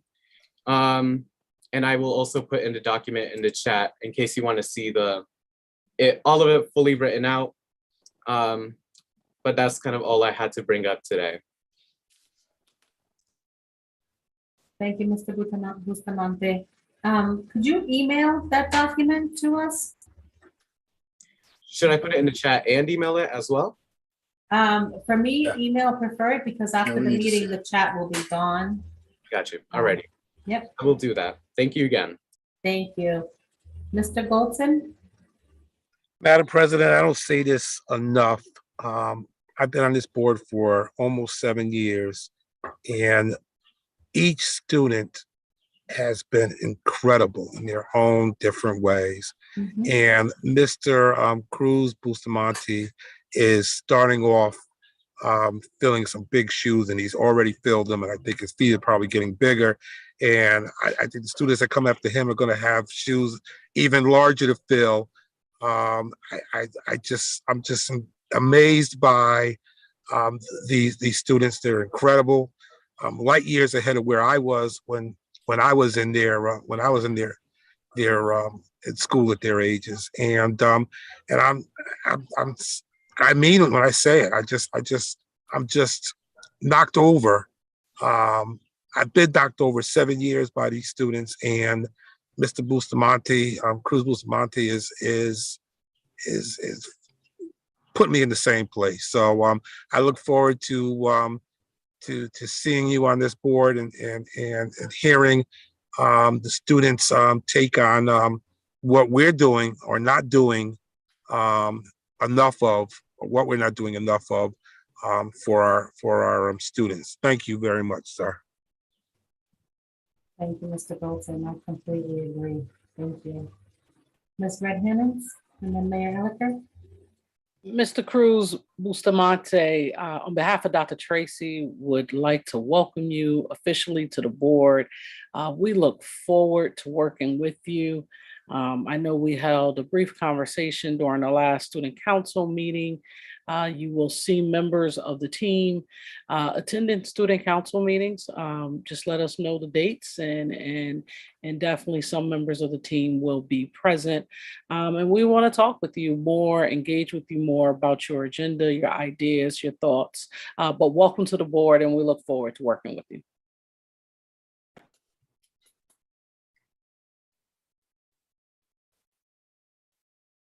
Madam Chair, Thank you, Ms. Red Hannons. Mayor Elicker, go ahead.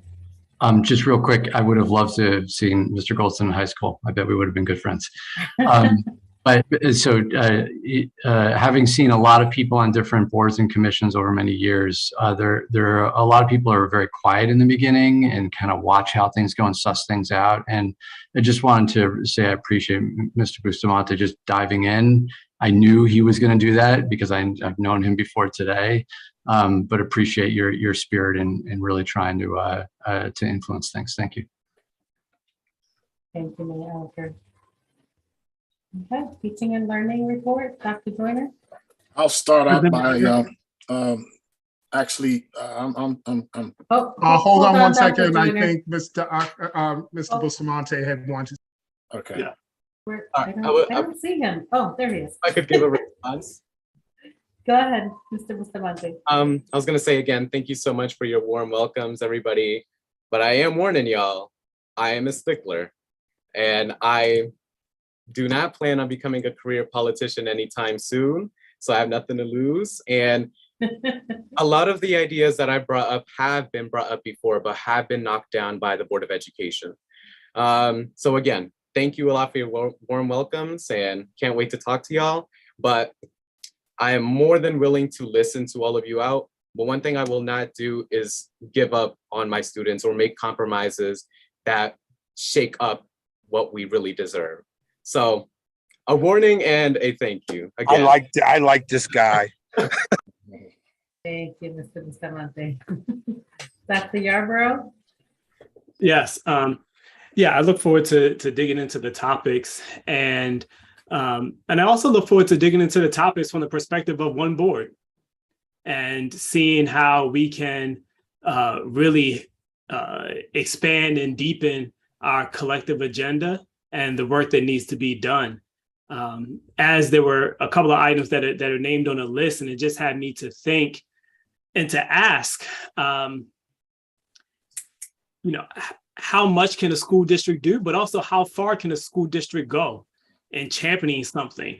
And I recognize that some of the items are really collective items from various, partners. And it will be probably transformative to see how we as a board and we as a district can cheerlead and spearhead bringing people together in order to make the changes necessary. Because what I personally don't want, or what I personally do want at the end of the day, is for our students to succeed. And so far, I haven't seen a cost that is too much to pay. And I know there are collective pockets, and I don't have one deep one myself for all the answers, but so I just look forward to collectively working together. So thank you. And thank you, President. Thank you, Dr. Yarborough. Continuing learning before Dr. Joyner. Yeah, I'd like to start out though by commending Mr. Bustamante Cruz for his comments. But I'd also like to tell Darnell that he's selling himself short, because we had a whole school full of students like that when you were at Hill House, because you were the heirs of the Civil Rights Movement. All the stuff that Mr. Cruz is talking about has already been done. Community schools. Winchester School was a community school. I had 2 members of the Black Panther Party in my African American history class. And many of my students have gone on to earn law degrees, PhDs, doctorates in theology, and also become very vocal board members. So I think you have to have a deep sense of history to recognize that some of these human problems are perennial, and that we're going to have to work hard to overcome them. And while the school is an important social institution, the family is the most important social institution. And that's something that we have to do. We have to help families in order to help kids, and actually create synergy between city organizations and political and social organizations to create that beloved community that Dr. King talked about.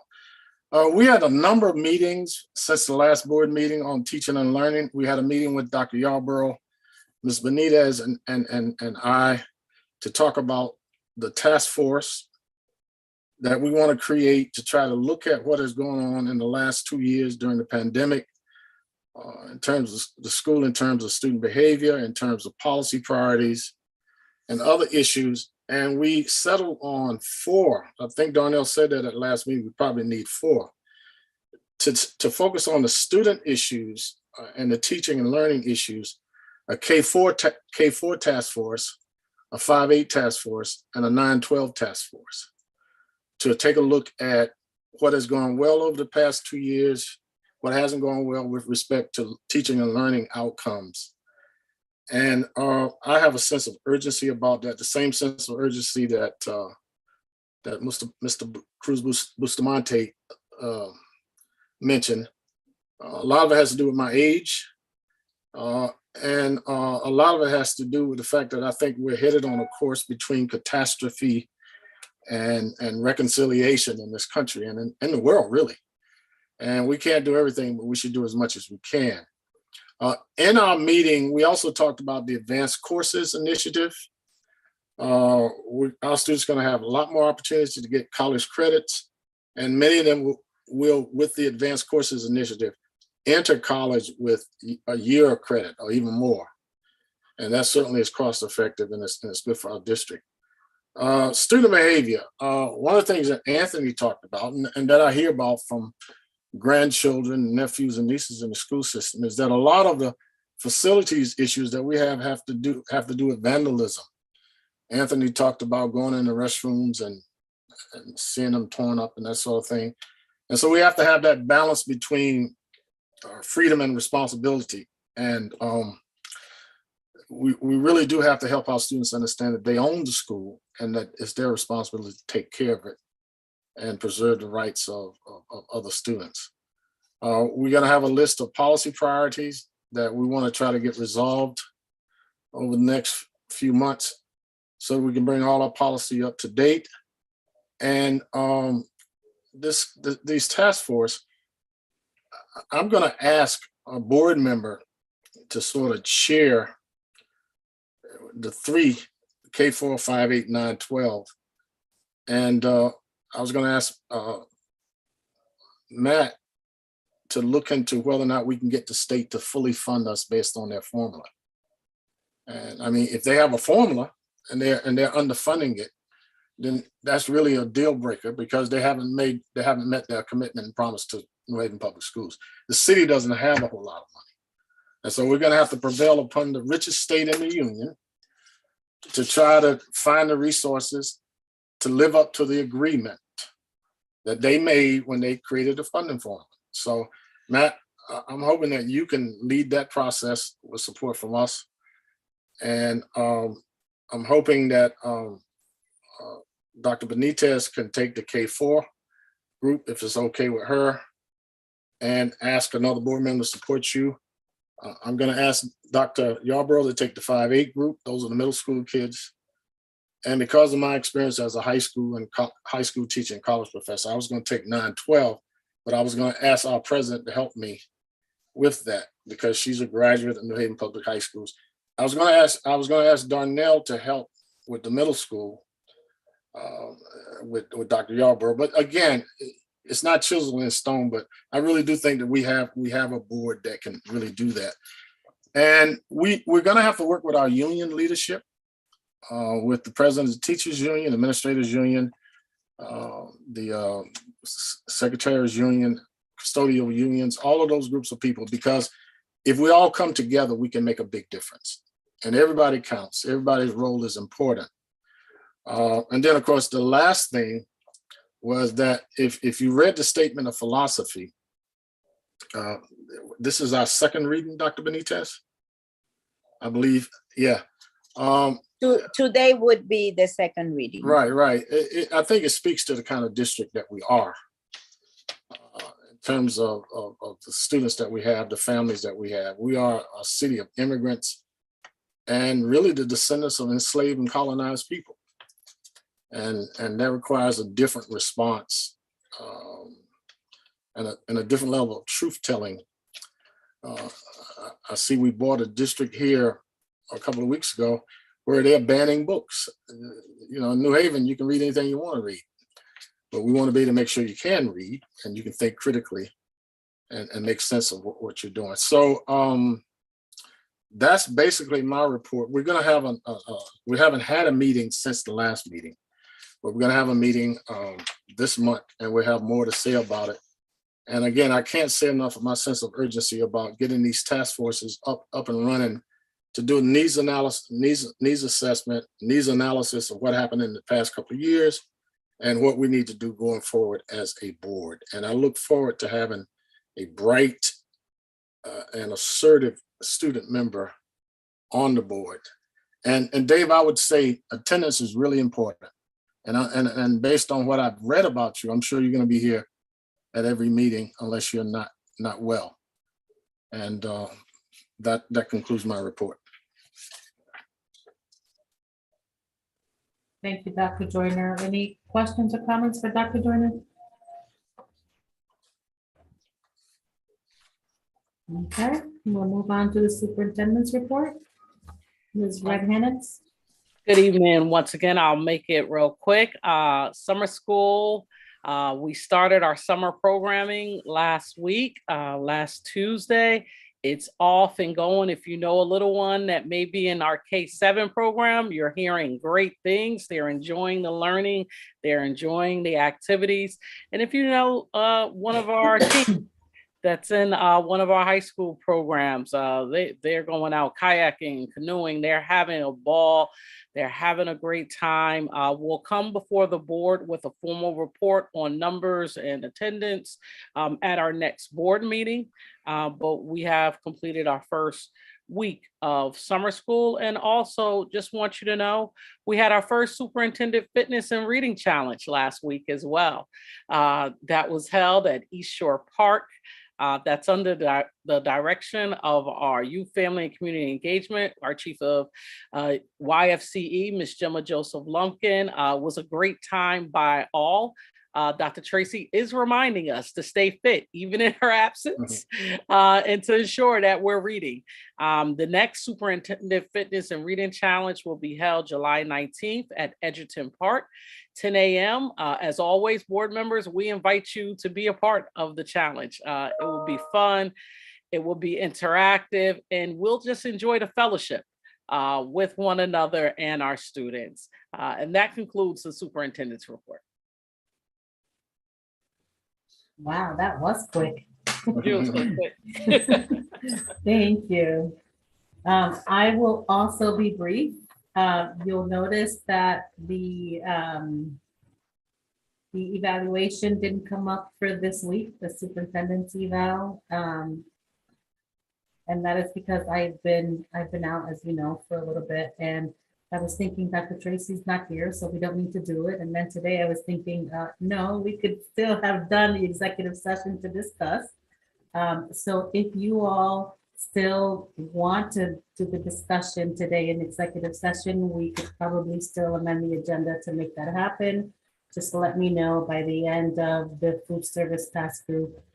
Well, food service task group, I guess, is not going to happen because Dr. Yarborough is no longer in the meeting, unless you left that to someone else to handle. But let us know and we'll figure that out as we go along. But if not, if we don't, if we decide we're not going to discuss it today, then just make sure that you are doing your part of the evaluation so that at the next meeting we can go into executive session and hopefully finalize things as much as we can. Thank you. Head Start report, Mr. Wilcox. All right, thank you very much. This will be brief because our next meeting is on Thursday, the 21st of this month, but I do have information I just received today. As you all know, the district staff were working hard on the Focus Area 2 review, which was one of the various reviews that the Office of Head Start does for all of the Head Start programs, and we received word that I'll read from it. The Office of Head Start would like to thank your governing body, policy council, parents, and staff for their engagement in the review process. Based on the information gathered during the review, we have found your program meets the requirements of all applicable laws, regulations, and policy requirements. So that was a result of tremendous amount of work of the staff that just do the work all the time, and then extra work of pulling together all that information so that Head Start could review it. So that was good news that I thought I would share with you all. So Head Start's happy. And as I say every time, they are signing folks up now for Head Start slots. And if you know anybody, please let them know. They have billboards up and a variety of things set in place, including people that will help people fill out applications so that every kid has the great opportunity to be in one of our pre-K programs like Head Start or the others. That's all I had for Head Start. Okay, Citywide School Building Committee report. This will be extremely brief because we have not met since our last meeting, but we will be meeting this Thursday at 4:30 p.m. Okay, and I don't see any hands up for questions, so we can go into the finance and operations report. All right, just talking about finance and operations, just one thing real quick.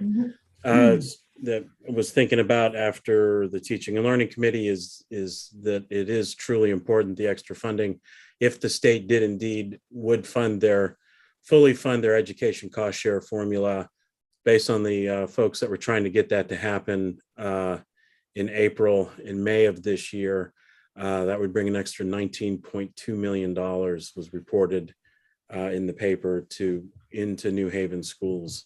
So that would fund an awful lot of social workers and other support systems, as well as teachers, educators, support staff, so on. So that is a key thing. If you're going to make a formula, fund your formula, Right.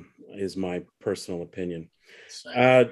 Really quickly, in addition to the action items that we've already discussed, two things real quick. One is it was brought to board's attention about a PA system that was out at Beecher School. We've talked about that at a citywide meeting, and then also at last week's Finance and Operations Committee meeting. There was actually two systems that were having major issues that are in need of replacement. And it was reported by Mr. Lamb that those systems will be repaired or replaced rather by the end of the summer before school starts. So those things are in process, but I do want to thank, it was the head of the SPMT who sent us a letter. I know that staff had been, it was a known problem and there were some folks that were looking at solutions to that problem and everything, but it was good to be able to check on that. And we will continue to track that in the citywide meeting to make sure that those things are in place. And then secondly, just real quick, wanted to let you all know that, as you all know, we've been, there is a need to find a new home for adult education. This is the reason why the board didn't do a 10-year lease renewal, because it's just time to get them out of that space due to the landlord's increasing costs, et cetera. So has been reported, Tom Lamb, some folks on the city side and others have been looking at variety of potential sites. These include things like sites that are already in the system, like the former Morrow Strong School at 130 Orchard, and also other buildings available in the city, like the Department of Social Services building at 188 Bassett. Adult ed and district staff have been working on plans for potential funding and what the programming possibilities that each site would bring. But this is going to require a meeting with a variety of affected stakeholders, such as adult ed students and faculty, as well as the different neighborhoods and the potential sites. And so just want to let you all know about one of these meetings. Since it's a city building, Mayor's office has worked with others to pull together a community meeting to discuss the 188 Bassett Street as a potential site for adult ed. And that's going to happen this Wednesday, July 13th at 6 p.m. at Lincoln Bassett School. And then all of this is going to be on the agendas of upcoming F&O and citywide school building and stewardship committee meetings. And a lot more information is going to be coming to the board as a whole. So I did just want to let you all know about this upcoming community meeting as people are looking for a new place for adult ed. Any comments or questions? Thank you, Mr. Wilcox. Mr. I'm sorry. Bustamante? Yes, I'm sure this is something the board has already discussed, but New Haven Public Schools chronic underfunding problem. I'm aware that there's a formula at the state level that dictates what each school district gets, and it's not really the most fair formula, especially in proportion to how many students we have. So what steps is the Board of Education doing to use its power to lobby that the state amend its formula, and also to, especially since schools are funded by property taxes in New Haven as well? Am I correct? Right, and there's a history of segregation and redlining, which puts some schools at a disadvantage compared to others. So again, what is the board taking to use its power to lobby the city and state government to amend those problems? I'll just express my opinion on this. I think we need to have especially since there was legislation that was put forward in this last session to do just that, to fund the formula.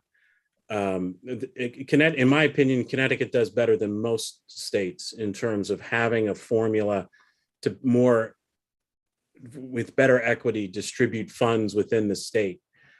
But the issue is the formula has not been fully funded. So there's not enough money in there and it's ramping up.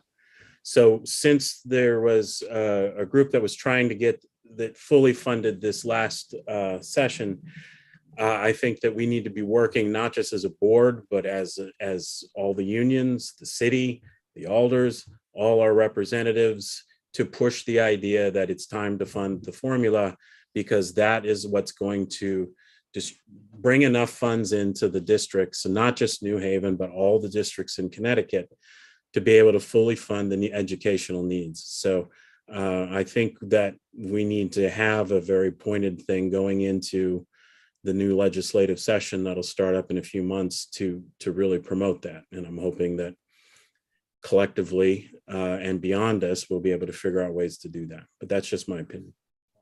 Thank you, Mr. Wilcox. Mayor Elicker?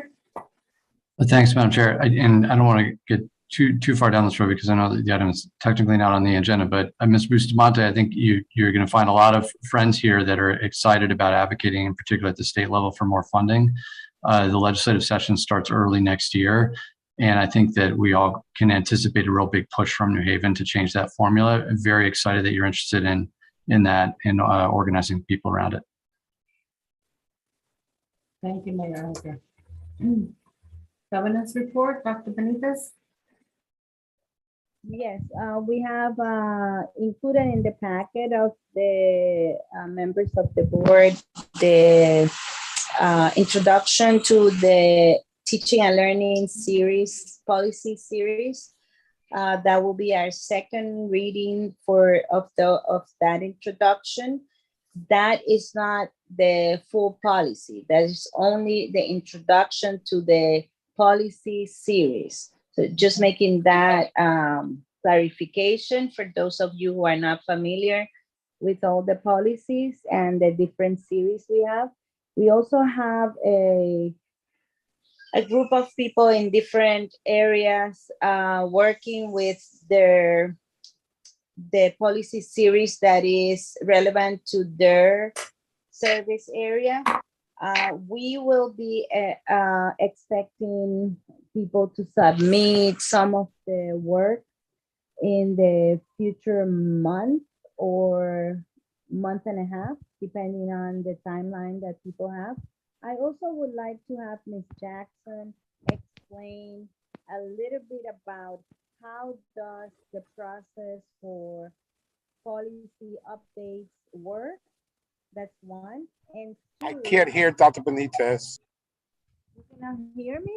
Can't hear you. It's hard to hear. I mean, I can hear you, but you're You very cannot hear far me. away. You cannot. Can you hear me better? Yep. Can you hear better? Mhm. I think I was covering the microphone. I'm sorry. So I would like Ms. Tiffany Jackson to explain how the process goes for the policies updates. And number two, how does the implementation of policies work? If she can be given the floor to explain that. Thank you, Dr. Benitez. So I'll talk just generally where we are as far as our policy updates are concerned. From the last meeting, you saw that we put into the packet required and recommended policies, just as another reminder of the policies that are there that actually impact some of the groups, specifically Series 5000 and 6000. Again, I would say really are aligned to teaching and learning. Mr. Wilcox, thank you. He has reached out to see if outside of the policies that fall within finance, within the sphere of influence of finance and operations, if there were any other series that we can go through. We as a governance committee did talk about us engaging in an exercise of just really doing a policy review in some areas just to help move the work along. Certainly, we do not have all of the expertise in the room to do that, so we may have to create some other ad hoc committees to do that. We have, as I mentioned before, engaged in getting the updated policy from CABE as we are going on to the our new website. We have the opportunity of having all of the policies updated. There are a number of policies, if you remember some years ago when we did the policy audit, there were a number of policies that were outdated, that were required policies. I think that it's the notion sometimes that if policies are considerably old, that they mean that they're outdated, which is not, I mean, they do not still apply. That's not true. When we went to CABE, there were about 11 policies at that point in time, even with the old date, that were considered to be outdated. Many of those policies in Series 6000, they fell, were updated. What we're suggesting as a governance group that we are going to do, again, Mr. Wilcox, thank you for the offer for taking it on for a couple of series, that we would engage in an exercise of literally going through all of the policies and then putting some more of those recommendations forward as a series to the group here. Certainly, it's been a long process, but we do realize that there are some policies that we really should be taking a look at that, again, I think we have engaged in policies that we understand may have been in the moment. There may have been some issues, there may have been some concerns, there may have been some public interest, but there are certainly some things that fall within teaching and learning and some things that are within operations that we really need to get a handle on. So we will continue to push that. I don't know, Dr. Benitez, I wasn't at the last meeting. I know there were some questions relative to a particular policy that was passed. Would you like me to engage in a conversation with that now? Yes, and I think the policy itself was not the questioning was about the implementation. I mean, the members of the board were able to clarify that that policy was voted on, was something agreed upon, but I believe, but because there have been talk about whatever you are doing in terms of implementation and training, there are rumors, but there's no clarity on what is actually happening with implementation and I rather you explain what's happening so the board members know where we are with that. So I'll explain it more generally, and then I'll talk specifically as it relates. I believe you're referencing the transgender nonconforming youth policy. Correct. So more generally, I think that with some of the policies, one of the things that I think had been a disconnect, and the only other policy where I could tell you where we've done this in creating a guidance document is when there's a food allergy policy. There are some of our policies that are going to need more guidance relative to implementation and have a bigger impact in our schools, and we have to do our due diligence with really scaffolding some of those policies and really looking at what are the policy implications and making sure that we're getting back to staff. That's general, not for all policies, but certainly for some of them. As it relates to the transgender nonconforming youth policy, the first thing that we did after we created the policy, the next piece of that was we created this guidance document. What happened with that guidance document? We had professional development training that was given to our principals. From that, we've actually created, and this is something very recent, in our next governance meeting, we will actually have this, something that we will be discussing. We actually have created an actual PowerPoint that breaks down the policy and the guidance document even further that schools would be able to utilize with their staff. And what we're talking about specifically within that particular implementation and even working with the LGBTQ task force, I've personally met with them. I'm going to be meeting with them again, have met with specific members of the LGBTQ task force, because I think there's a disconnect with the consideration of what is being implemented and what's not being implemented. Things that have been implemented, and I'll just give you a for instance, there's already been some training that has happened with our principals as it relates to the policy. The training really has been about really protecting the rights of transgender and non-conforming youth. Schools have taken some training in their schools specifically, again, about protecting the rights of transgender and non-conforming youth. There are some things within the policy that we talked about that there are some things that are happening.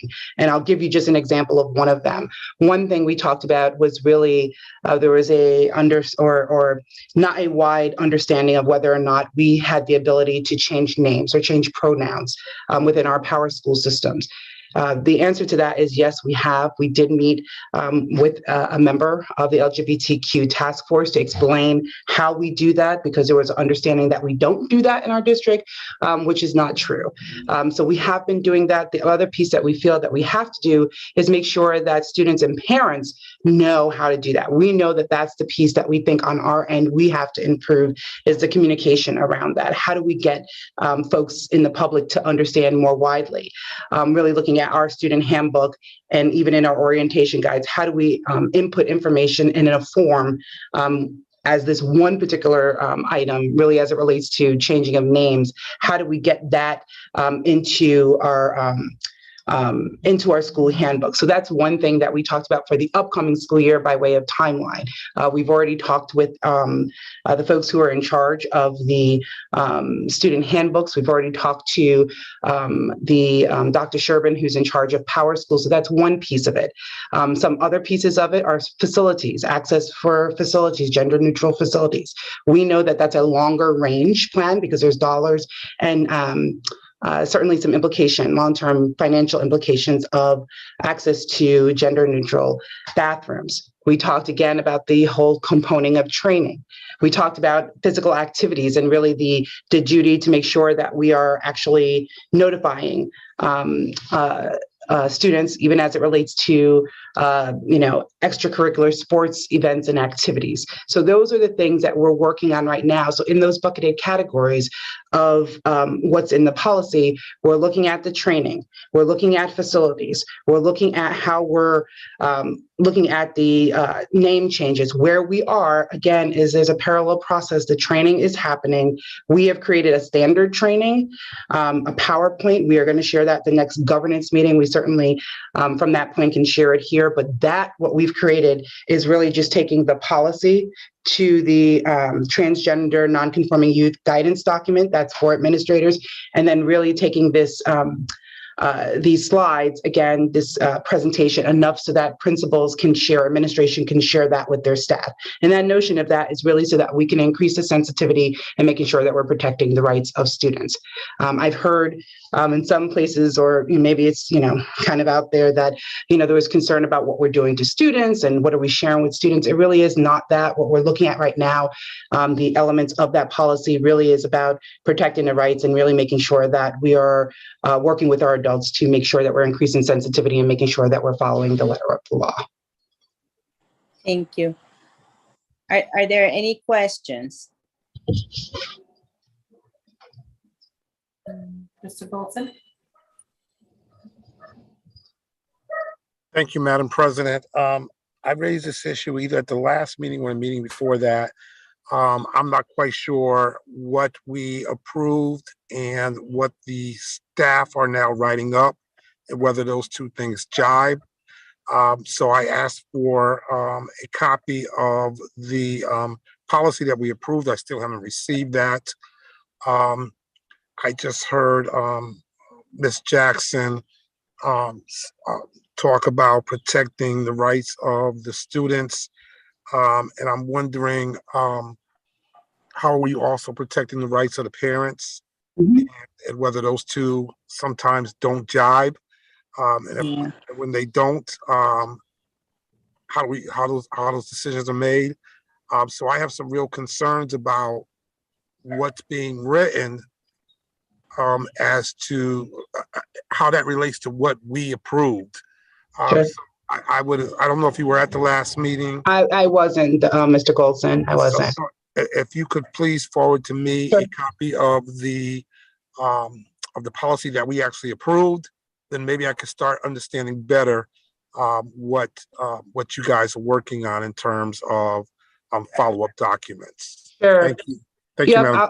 I'll do that, Mr. Golson. But the other thing that I would say too is take a look at that guidance document, because the guidance document actually spells out some of the stuff that's even in the policy in a different way as well. I hear you loud and clear about some of the nuanced conversations, right? Sometimes, you know, a lot of it has to do with disclosure and things of that sort. And, you know, the parents and things, I get it. It's hard. We struggle with that at the school end, but, you know, ultimately we work with our students to hopefully help them to be able to work through with their family. So I understand loud and clear. We hear that all the time, and we try to work with our social workers, work with students, and trying to figure out how do we bring parents and guardians into the conversation as well. And it's hard. It's tricky. But that piece, I don't think some of the nuanced pieces are spelled out in the policy, if you will, or is it dictating for us to do certain things, if that makes sense. And you'll see what I'm talking about once you see it. Thank you very much. There was a document. The reason why I raised this issue is because there was some sort of document that we were given, and it raised more questions for me than it answered. Sure. And you know, I actually talked to my 20-year-old daughter because I was trying to see what I was missing, you know, and we had a long discussion around this whole issue, and I really would like to hear more about Sure. from the administration what direction we're going in. Thank you. Yep. Yeah, good, Mr. Goldson. Mr. Bustamante? Yes, Mr. Goldson, I was wondering, like, what are your concerns when you mention parents' rights in relation to respecting the rights of transgender and gender nonconforming youth? Well, you know, there was some the document that we saw, and I can't remember exactly when and where we got it, but there was some discussion around addressing students' concerns while not informing the parents that those concerns were being addressed. I really didn't know what age group, because that's another discussion that my daughter and I were having. It's like, you know, I was asking her, you know, well, what age group is that appropriate and what age group is not? I mean, our 5-year-old, I know young people who are 7, 8, 9 years old that know that they're gay. But you know, how does a discussion with those students happen, and how are the parents looped into those discussions? I'm having that here. Yeah, I'm having that through a family deal. A 10-year-old family member who is identifying as gay, and his father is not accepting it. And the question becomes, how does the school address that issue? And how does the parent address that issue? And if the parent wants to address it differently than the school addresses it, then where's the line drawn? So I'm not quite sure where those lines are drawn. So I'd like to hear more about where they are, particularly around the different ages. I mean, you know, it's different when a 15-year-old is making decisions as opposed to an 11-year-old. Quite frankly, and I think, but I'm only one parent, but I like to hear more, and I'm not quite sure. I'm not quite sure what my concerns are, but I know just from personal experience, I can't imagine any situation where where something is happening with a student in the school and the parent is not being informed about it.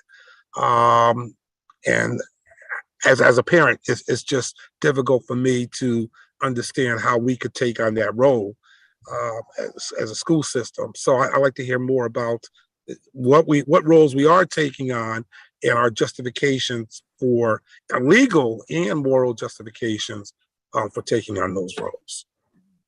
I hope that answered your question.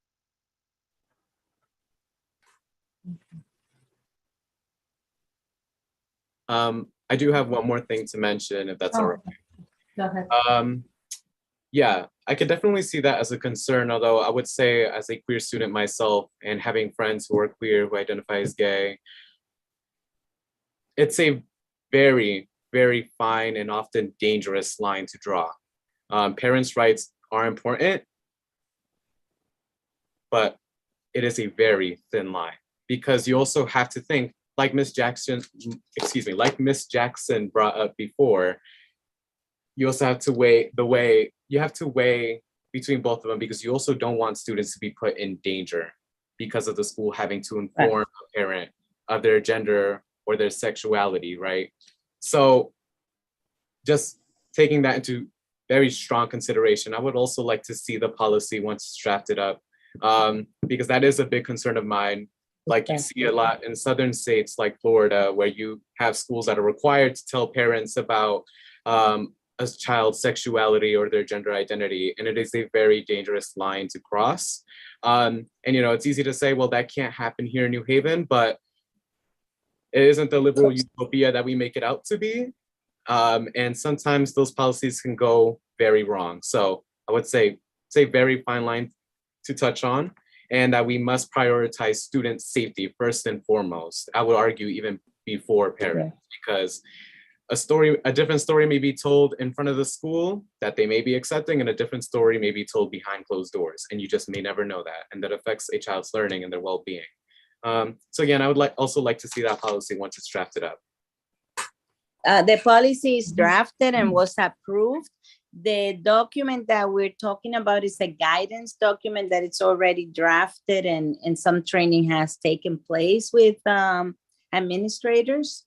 And now we are making sure that administrators can provide training for the staff. So you'll be very happy to know that New Haven, both of you, that New Haven has taken this Board of Ed prior to my arrival, has taken steps to make sure that kids are safe and that it protects the rights of kids at the same time that it helps staff support families. So, Ms. Jackson, if you please can share with all the members the policy and the guidance document in an email, that will be good.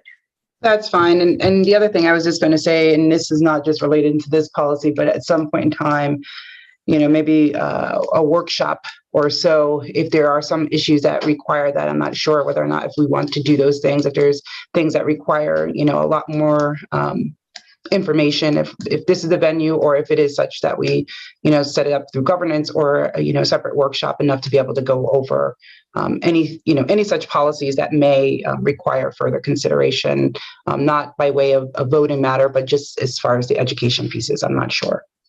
Yeah, I also want to remind every board member that many of our policies address the law, and that in many ways, we all have opinions. Our parents, our families, our students, everyone has opinions. But when we have to adhere to law, we have to adhere to law. And of course, all laws can be challenged through the courts.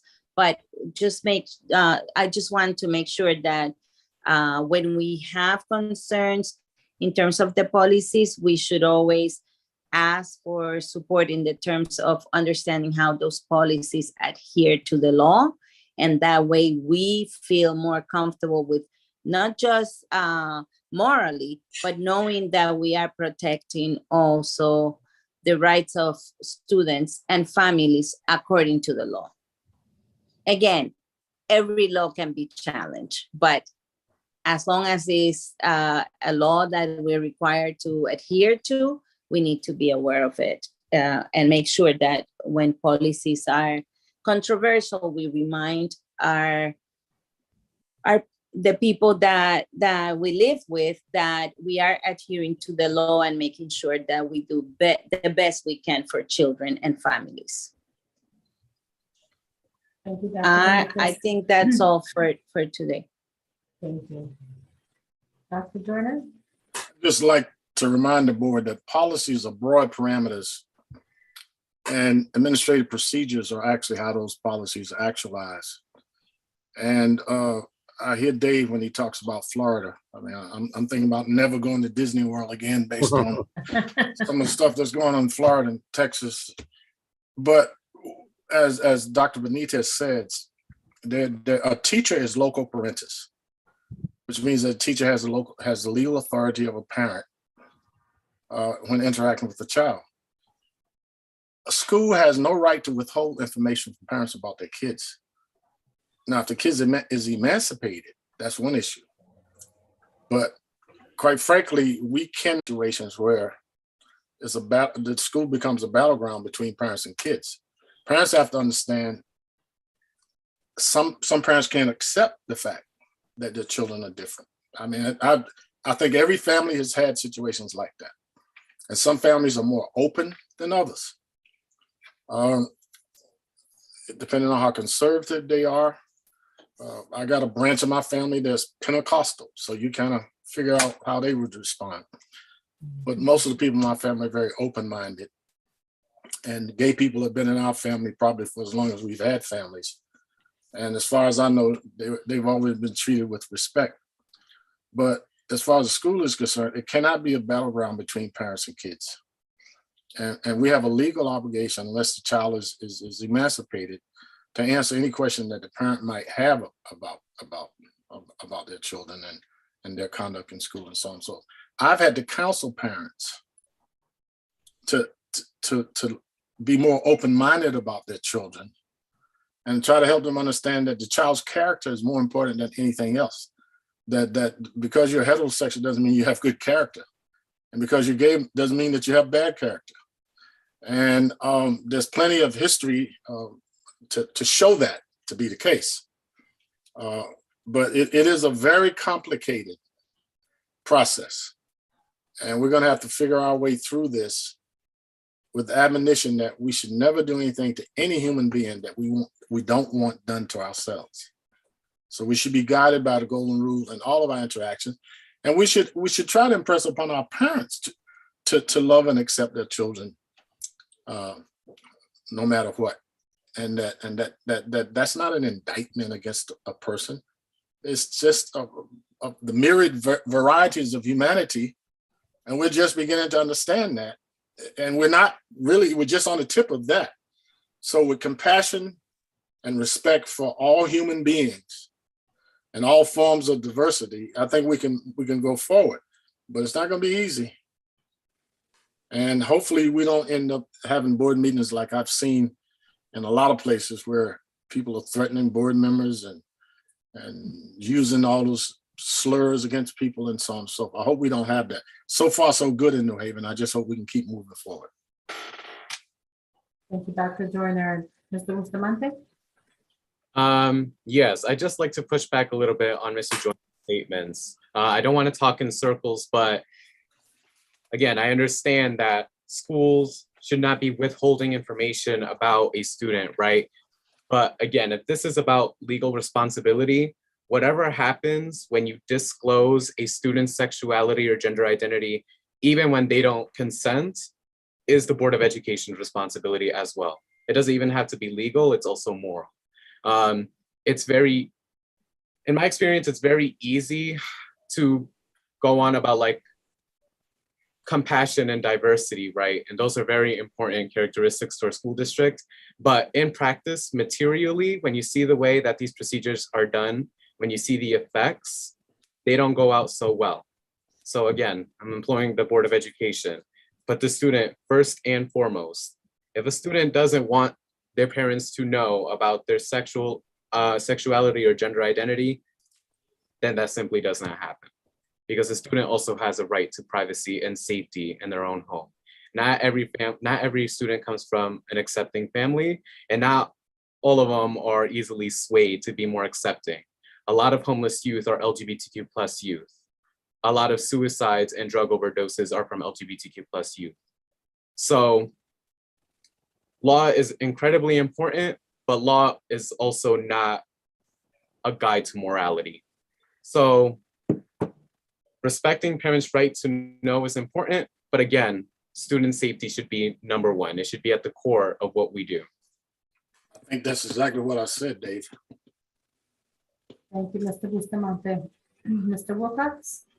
Yeah, I look forward to continuing these conversations once everybody has a copy of the policy and the implementation guidelines, because it does cover a lot of this, the complications, the nested rights of parents and the rights of students, the policy that the board passed more than a year ago, which was essentially the Connecticut Association of Boards of Education policy, is up to date with Connecticut law, federal law. It was worked on by folks at the LGBTQ+ Youth Task Force to make sure that that the model policy wasn't adequate for the needs of the district.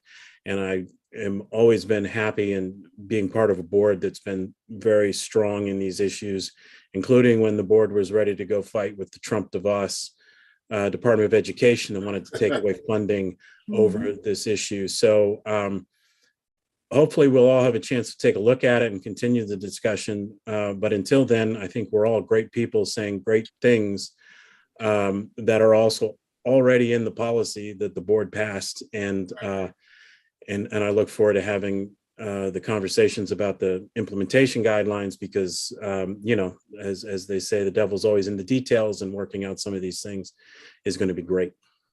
Thank you. Thank you, Mr. Wilcox. Ms. Jackson? What I was just going to offer, in addition to sending the policy and the actual guidance document, we also have a presentation that was done by attorneys that I can send that as well. Also with the FAQ that really answers the questions about disclosure. So I think that may be helpful to be able to supplement so that people can see some of that information as well. Thank you, Ms. Jackson.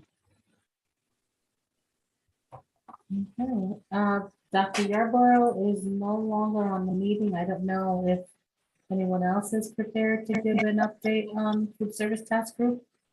It's Mr. just that we're Wilcox? meeting this coming Wednesday. The agenda's posted or will be posted tomorrow. Thank you. Okay, and that concludes our agenda items unless we wanted to amend the agenda to include anything else, Mr. Wilcox? I move we adjourn. I second. I second. Second, third, fourth, Okay. fifth. Got it. Well, we'll vote to adjourn the meeting. Mr. Wilcox, Yes. Mr. Goldson, Yes. Dr. Joyner, Steve. Dr. Benitez, Yes. Dr. Edwards here, Mr. Bustamante, Yes. Mayor Elicker, Yes. and I'm a yes as well. Good night, everyone, and thank Night, everybody. you.